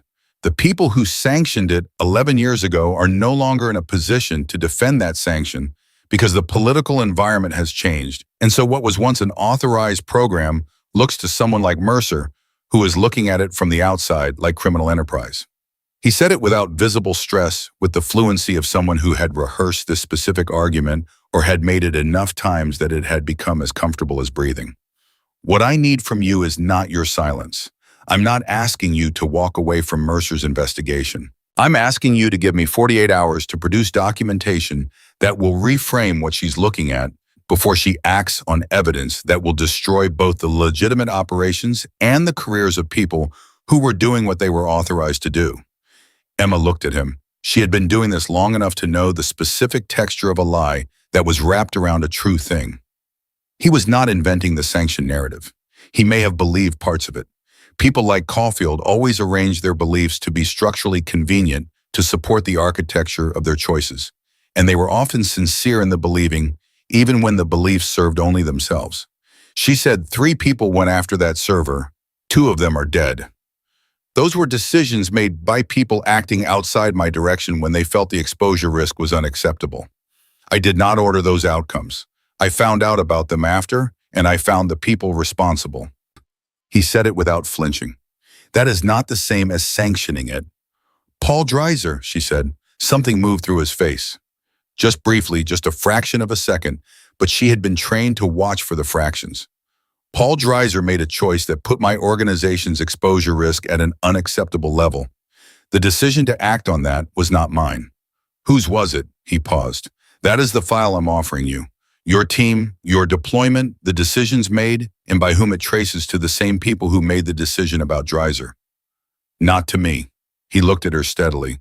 "I am offering you the chain of command that killed your people, Emma, in exchange for 48 hours. Emma was quiet for a moment. The room around them had the specific held quality of a conversation at a pivot point, the moment before something moved that could not be moved back. She felt it the same way she had felt the pivot points in hostage situations and in dark buildings in foreign countries, the moment where everything that had been moving towards something arrives there. She said, "I want the file now, not as a condition of 48 hours, as a condition of this conversation continuing." Caulfield said, "That's not how this works." "Then we're done," she said, and she stood up. He said, "Sit down." She didn't sit down. He looked at her, and she watched the calculation run, the same calculation she had seen behind Victor Lane's eyes in the server room, but with more at stake on this side of it, with the specific weight of an empire rather than a single operation. He had built something that ran through 43 hospitals in 12 states in 11 years of off-books money, and he was 63 years old, and he had survived 3 of Mercer's attempts, and he was not accustomed to conversations that moved outside his control. He reached inside his jacket and produced a drive. Small black mat, smaller than the jammer device from the server room, the kind of drive that held a very large amount of very specific information in a very portable format. He set it on the table between them. She looked at it. She did not pick it up. She said, "Well, what's on it?" "Everything I told you, your team, the deployment, the order chain." He left his hand beside it on the table, but not on it. "This is the real version of what happened to the people you served with. The version that was never put in any official record because the people who gave the orders made sure it wouldn't be. She picked up the drive. She looked at it in her hand, this small object that was either the truth she had been carrying for 14 months, like a stone in her chest, or another layer of manipulation from a man who had been manipulating people for over a decade. She could not know which in this room. She could only know it later when she had access and time and the specific willingness to see whatever it showed her without being able to stop it. She put it in her pocket. She said, "I'm not giving you 48 hours. Caulfield's expression shifted. "I'm giving you this conversation. I'm going to walk out of here, and I am going to look at what is on this drive, and I am going to make a decision based on what I find. That is what I am giving you. Not time, not a stay, a decision that will be informed by evidence rather than by what you've told me." She looked at him. "If what you've told me is true, then the documentation you say you can produce will be relevant, and Mercer will have to account for it. If what you've told me is not true, then you've given me a drive that I will hand to a federal agent, and whatever is on it will be part of the record that brings your organization down." She paused. "Either way, the server in the sublevel of this building is the primary target. That doesn't change." He was very still. "You came here for reconnaissance," he said. "I came here because you called me," she said, "and because you were right that I want the truth about my team. Those two things are both true, and they are not in conflict." She held his gaze. "Who gave the orders, Caulfield? Not as a trade. Just tell me, because I'm going to find out anyway, and the difference between you telling me now and me finding it on that drive is the difference between you being a source and you being a subject." He looked at her for a very long time. She let him look. She had nowhere else to be, and all the patience that years of fieldwork had built into her bones. He said, "His name is Admiral Thomas Garrett, retired. He ran the operation from inside Naval Special Warfare Command for 8 years, and he ran it from the private sector for 3 years after that. He is the reason your separation was authorized. He is the reason Dreiser did what he did. And he is the reason, Almaridine," his voice dropped slightly, "that the 3 people on your last deployment never came home." Emma felt the name land in her like something physical. Thomas Garrett. She knew that name. She had been in rooms where that name commanded silence. She had seen his signature on operational orders she had followed without question, because that was what you did when you were 24 years old, and Thomas Garrett had signed the paper. She said, "Where is he now?" "The second contact on the burner lane left you, the one that's not labeled." And Caulfield held her gaze. "It's not Carla Reyes. It was never Carla Reyes. That was a misdirection Lane built into the information he gave Mercer. The second contact is a direct line to Garrett's personal security coordinator." He paused. "Lane does not work for me. He has never worked for me. He works for Garrett. He has always worked for Garrett. Today's operation, the hospital, the device, the server room, it was not designed to get you into a room with Mercer. It was designed to get you into a room with me so I would give you Garrett's name." He looked at her with something that was not quite the expression of a man who had just betrayed his own protection, but was close to it. "Because I am done protecting people who kill other people to stay protected." Emma stood absolutely still. She thought about Victor Lane in the server room, the rehearsed quality of what he had said, the way every word had been placed with intention.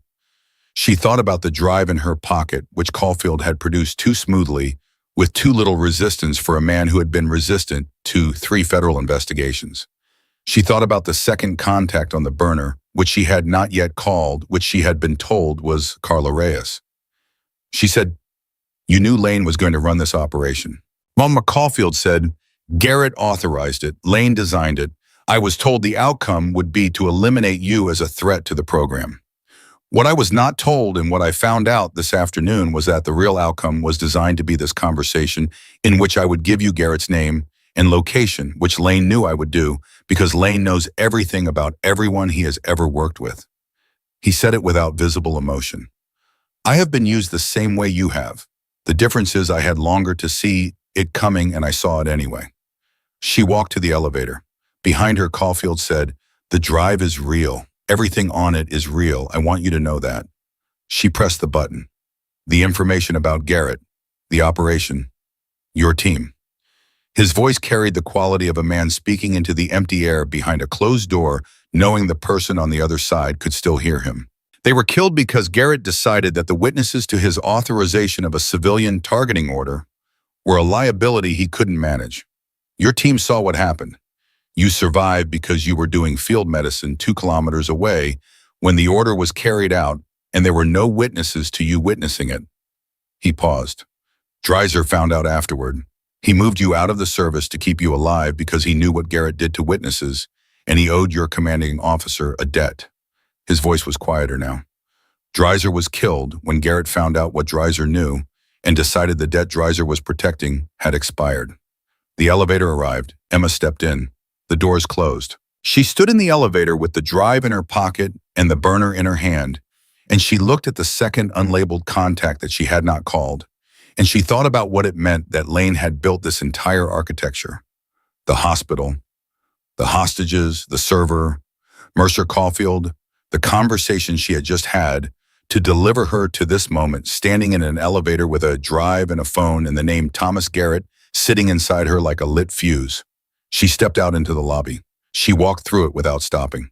She pushed through the glass doors into the evening air, and the city was doing what cities did, moving and indifferent, and she stood on the sidewalk and she called Reeves. He answered on the first ring. She said, "I have a name." He said, "I'm listening." She said, "Admiral Thomas Garrett, retired. He ran the off-books program through Naval Special Warfare Command. He ordered the operation that killed my team on the last deployment. He authorized today's action at St. Gabriel's. He is the person Lane actually works for, and the person Mercer's financial case ultimately leads to." She paused. "I need Mercer on the phone in the next 5 minutes." Reeves said, "Emma, the second contact on the burner. Did you call it?" She said, "Not yet." He said, "Don't." His voice had changed. The careful professional neutrality was still there, but something had compressed behind it, the quality of someone holding information they had just received and were deciding how to deliver. "We ran the burner's contact list in parallel with our technical team after you left St. Gabriel's. The second contact, the unlabeled one, it traces to a relay number. And the relay number traces to a device that was active in the Meridian building lobby 20 minutes ago." Emma turned around and looked at the building behind her. "Someone was in that lobby while I was upstairs," she said. "Someone who wanted to be in that lobby while you were upstairs," Reeves said. "Emma Lane is not working for Garrett. We ran Garrett's known associates against the cell that planned this morning's operation. Garrett is not connected. He has been connected in the past, but as of 8 months ago, his network went dark. He is not the principal." He paused. "The second contact is not Garrett's security. We don't know whose it is yet." Emma looked at the building. She looked at the lobby through the glass doors she had just exited. She looked at the people moving through it, the ordinary traffic of a corporate building at 6 in the evening, people heading home, badge in pocket, phone in hand. One of them was looking at her, not the way people looked at strangers on a sidewalk. The specific, deliberate, acknowledged look of someone who wanted to be seen looking. A man in his 40s, dark jacket, no vest. A face that was unremarkable in exactly the deliberate way that Victor Lane's face was unremarkable. Not Victor Lane. Someone who had been trained by the same people who trained Victor Lane. Emma said into the phone, "Reeves, I need you to pull the surveillance footage from the Meridian lobby in the last 30 minutes and find out who was watching me come in." She said it steadily.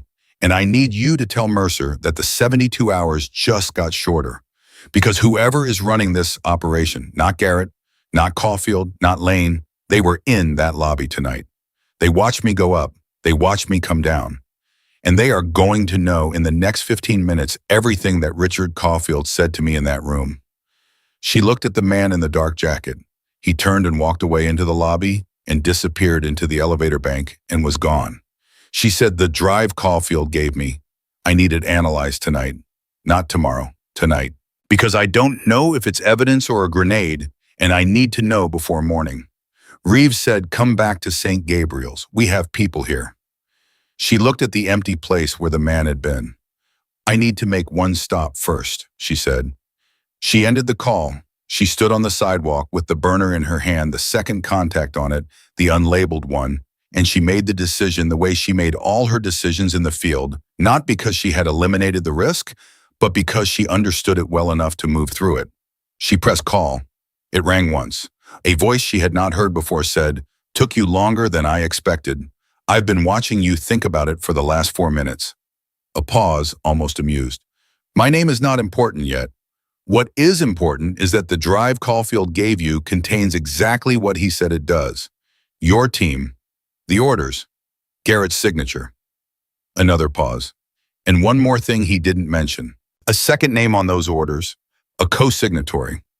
Someone who was a lieutenant commander at the time and is now in a position that makes Garrett look like a middle manager."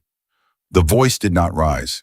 It carried the same quality as everything else about this day, the quality of a thing that had been carefully planned and was now being carefully executed. "The server in the Meridian sublevel has the same file plus 14 months of additional documentation. But the server has one problem." A brief silence. "It's no longer in the Meridian sublevel. It was moved 6 hours ago, before Caulfield called you, before you came to this building."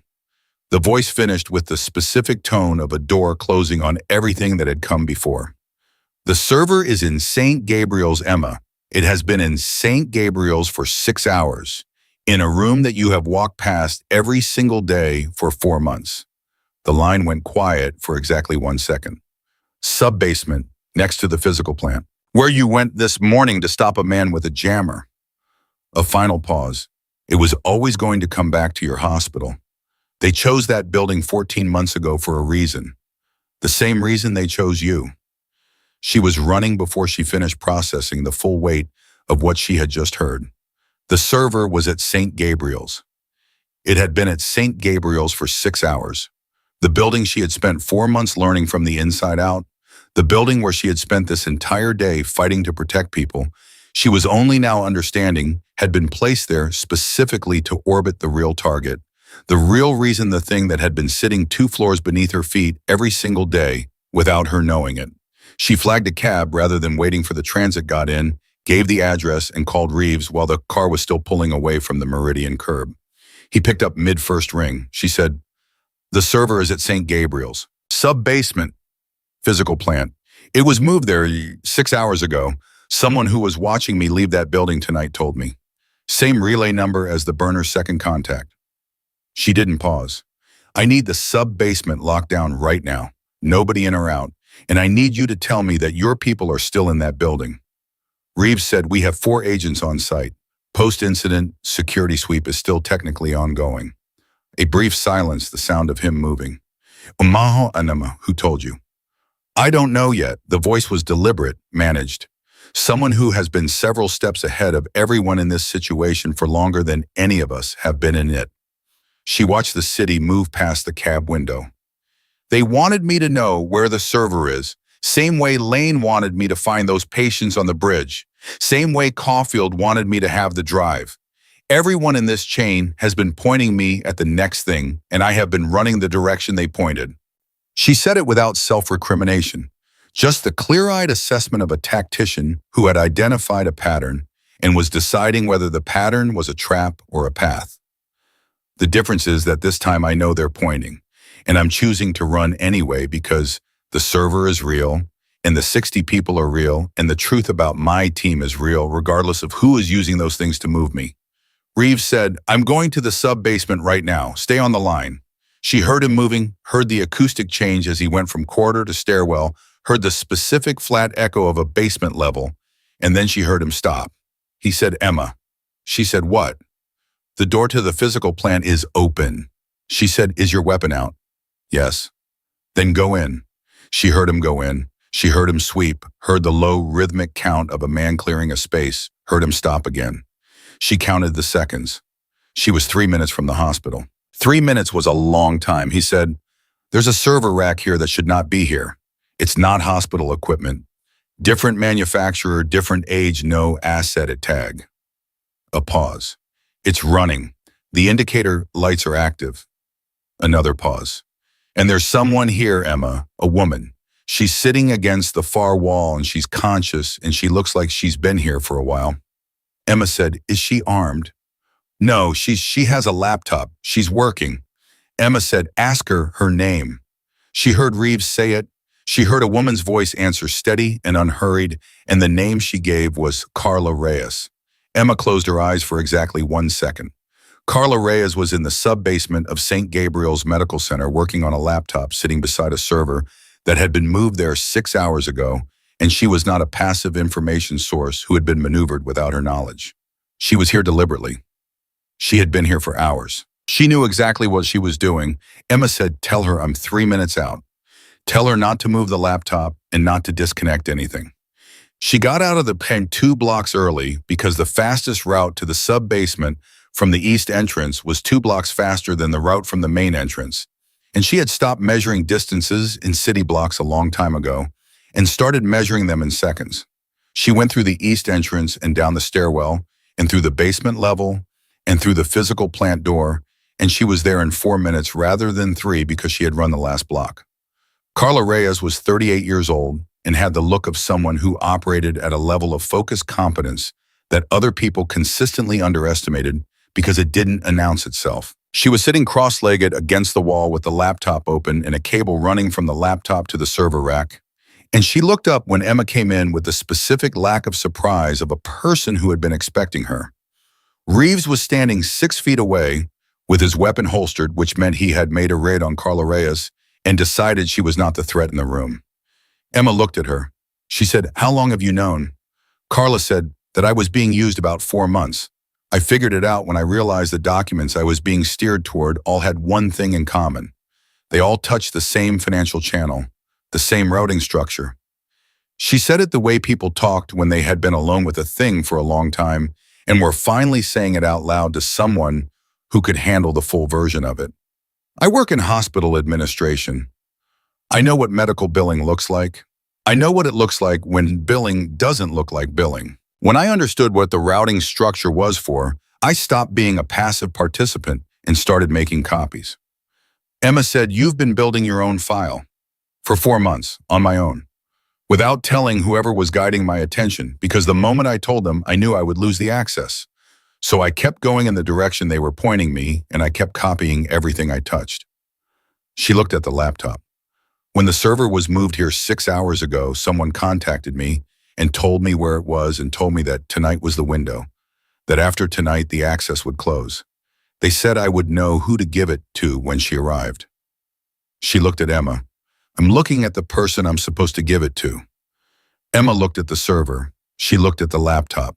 She looked at Carla Reyes and understood that this woman had been quietly building something in the dark for 4 months, the same way Emma had been quietly building a different kind of life in the same building for the same amount of time, and that the parallel was not accidental, and that whoever had moved them both to this location at this moment had known it wouldn't be. She said, "The voice on the burner, the second contact. Do you know who it is?" Carla said, "I know a name. Whether it's a real name, I can't tell you." She held Emma's eyes. "He told me to tell you when you arrived that his name is Michael Hayes." The room went absolutely silent. Emma felt the name move through her like electricity. Not Michael Hayes, the common name, not the coincidence of a shared surname.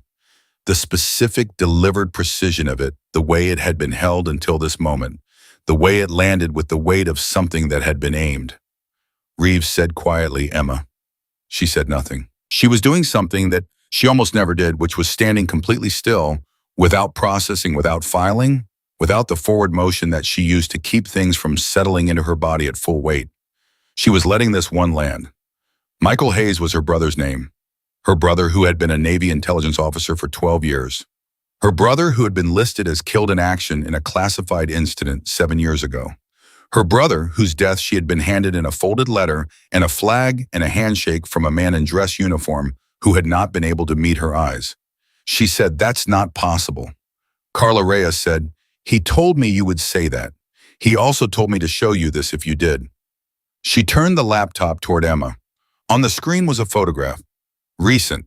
A man in his mid-40s in civilian clothes in what appeared to be the lobby of the Meridian Health Group's administrative building. The timestamp in the corner of the image read 6:17 p.m., which was 22 minutes ago, which was while Emma had been upstairs in Richard Caulfield's office. The man in the photograph was looking at the camera with the specific directness of someone who wanted to be identified. She had not seen his face in 7 years. She had not expected to see it again. It was her brother. Reeves said her name again softer. She turned away from the laptop. She turned to face the server rack. She stood with her back to both of them for 5 seconds, and in those 5 seconds, she did the thing that the military had taught her and that combat had refined, which was to feel the full weight of something at full speed and then put it in the right compartment and close the door and function. Not deny it, not suppress it. Function. She turned back around. She said, "How do we pull the evidence?" Carla said, "I've already started the extraction. The complete file is 4.3 gigabytes. Financial records, operational orders, the deployment file from your last mission, and the co-signatory authorization that Caulfield mentioned." She looked at the progress bar on the laptop. 11 minutes to complete. Emma said, "What's the co-signatory name?" Carla said, "Vice Admiral Sandra Keller, currently serving, currently the Deputy Chief of Naval Operations for Information Warfare." She paused. "She co-signed the order that authorized the civilian targeting event on your last deployment. She co-signed the separation recommendation that removed you from service. And she co-signed the operational authorization for today's incident at this hospital." Carla held Emma's gaze. "She is the principal. Not Garrett, not Caulfield.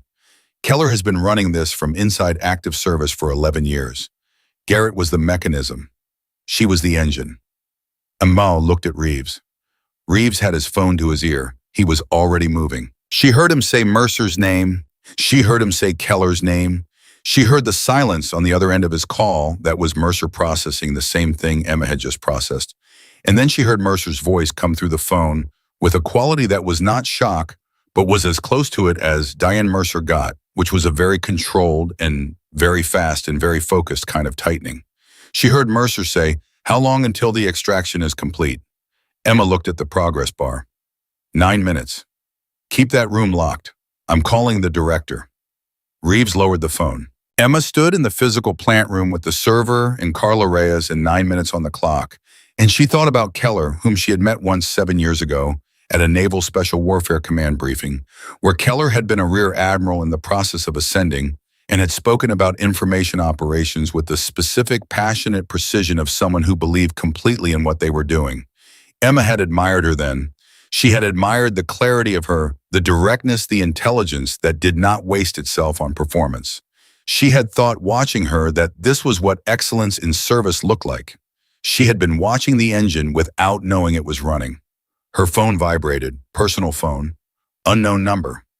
She answered because she had stopped having the luxury of not answering unknown numbers approximately 12 hours ago. Her brother said, "I knew you'd be there by now." His voice was older. It had the particular quality of a voice that had spent years in environments that compressed people, that took everything that was soft in a person and replaced it with something harder and more durable. But it was his voice. She would have known it in any room in the world. She said, "Michael." He said, "Hey, Em." She pressed her back against the wall. She was aware of Reeves looking at her, and she made a small gesture with her hand that said, "Give me a space," and he moved to the other side of the room and gave it. She said, 7 years. He said, "I know.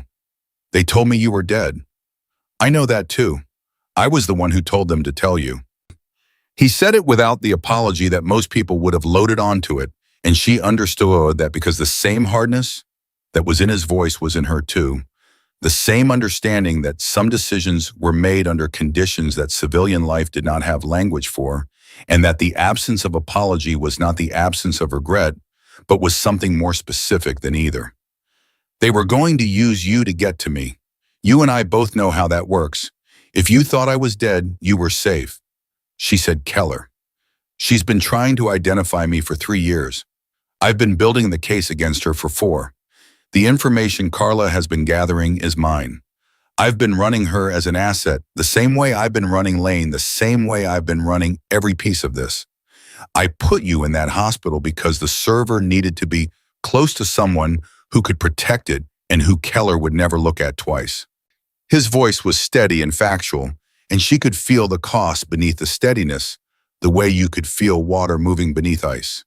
"I put you in the line of fire this morning. I know what that means. I know what it cost you and the people in that building. There is nothing I can say about that except that I had no option left that didn't involve worse." She said the 60 people, real, active operations, all of them, Keller has been using the program to eliminate individuals who are inconvenient to her network. She calls them hostile assets. They are 31 men and women in 6 countries who are not hostile assets. They are people she wants dead. He paused. The extraction Carla is running will include their locations and the operational orders against them. When Mercer has that data, she can interrupt all 6 operations within an hour. Emma looked at the progress bar. 6 minutes. She said, "You built all of this to get to Keller." "I built all of this to get the evidence to someone who could act on it.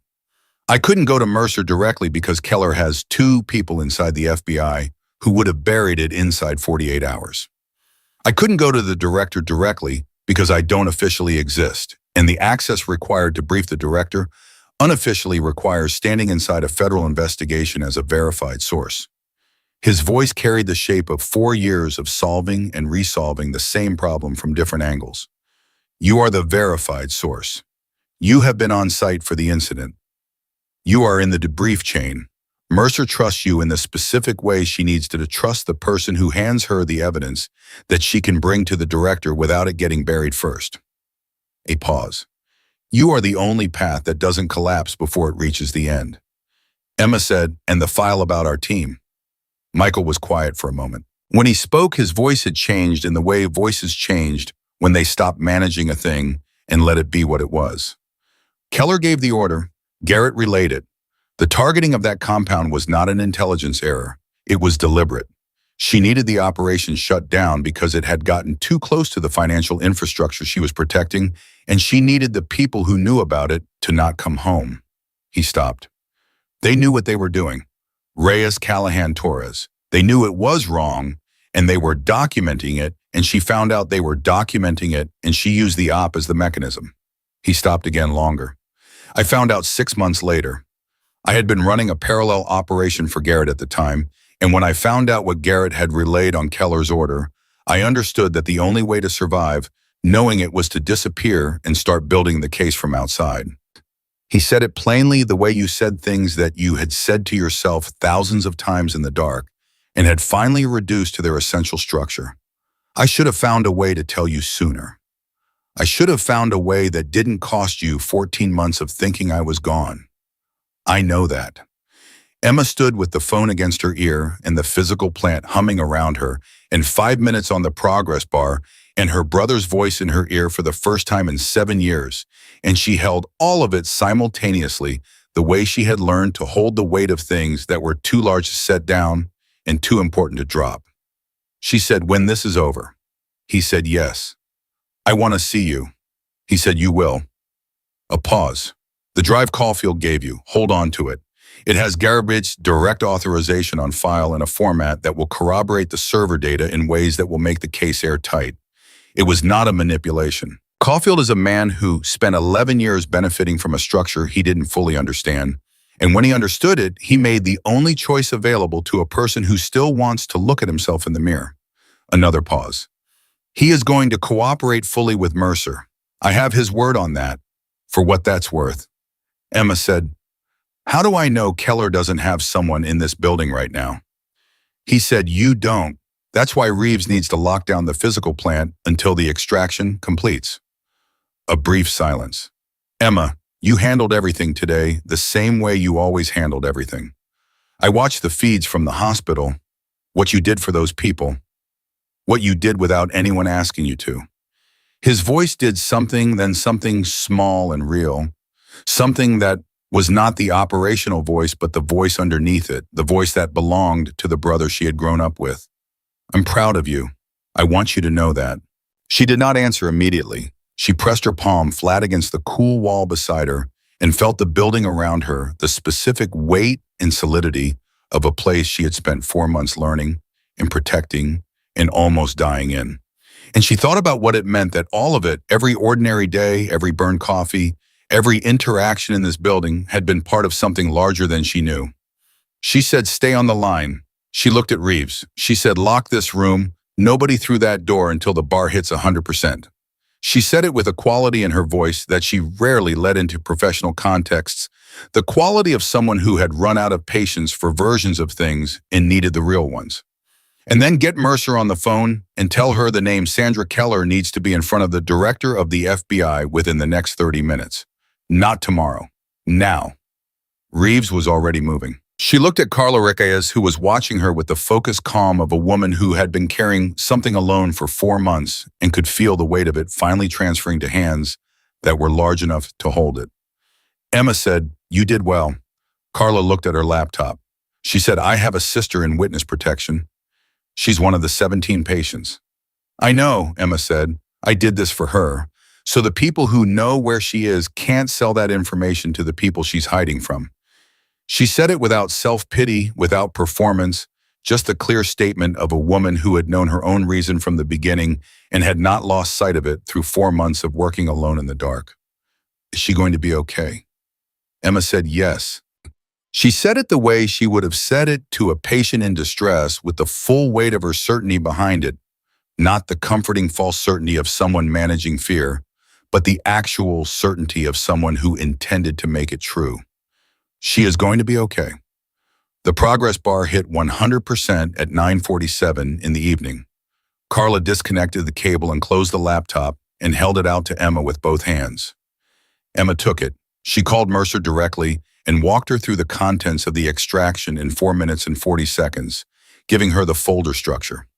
The key file names the co-signatory documents, the operational orders against the 60 people in their locations, the routing structure of the financial network in the deployment file, with Keller's authorization against Emma's team. She did it in sequence without embellishment the way she debriefed, and she could hear Mercer on the other end of the call doing the same thing Emma had done in the server room that morning, absorbing the shape of something, filing it, understanding it, moving.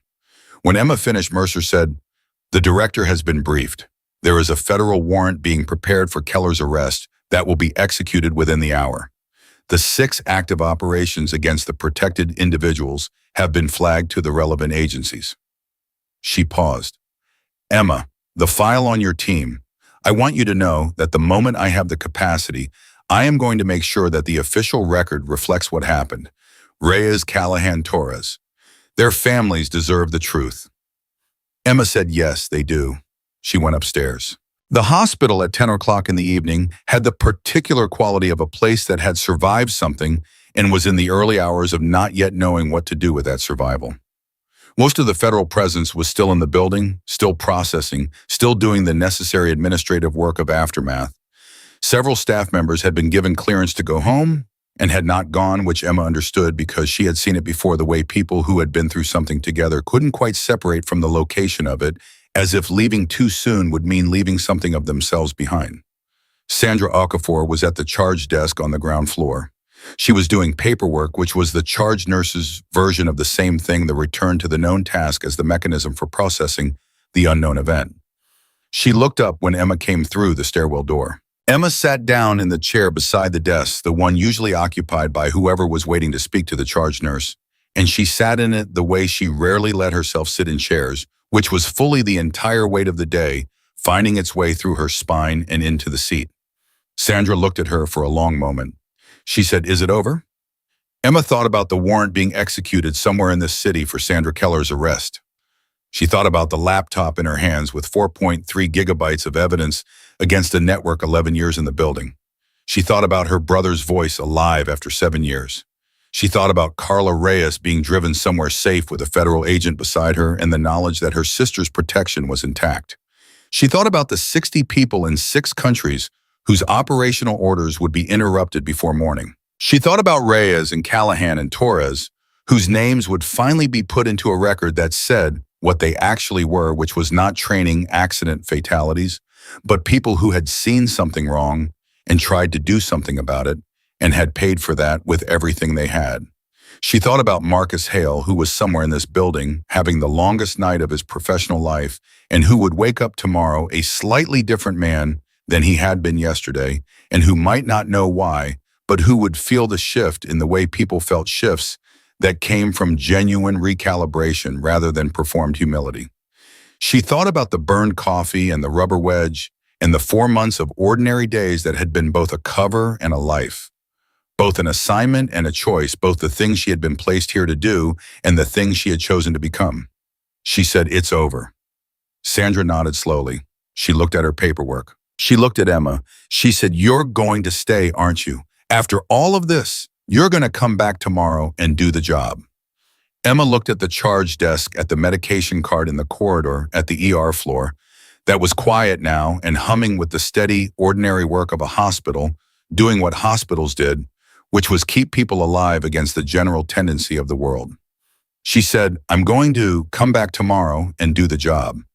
Sandra looked at her with something that was not surprise and was not relief, but was the particular steady satisfaction of someone who had known the answer before she asked the question, who had asked it anyway because some things needed to be said out loud to be real. She said, "Good." Emma Hayes set the laptop on the desk beside her. She straightened her badge. She looked at the corridor ahead of her with the same gray, unreadable eyes that had assessed a man with a gun 9 hours ago in this same building and found him lacking. She had been a Navy SEAL and a combat medic, in a voluntary separation, and a quiet nurse that nobody looked at twice. And she had been all of those things simultaneously every day for 4 months. And tomorrow she would be all of them again. And the day after that and the day after that, because that was what she was, not what had been done to her, not what had been assigned to her, not the role that anyone had placed her in or the cover that anyone had used her for, but the full true version of a woman who had run toward every hard thing she had ever encountered and had not once turned back. She was Emma Hayes. She was exactly where she was supposed to be, and she was not finished.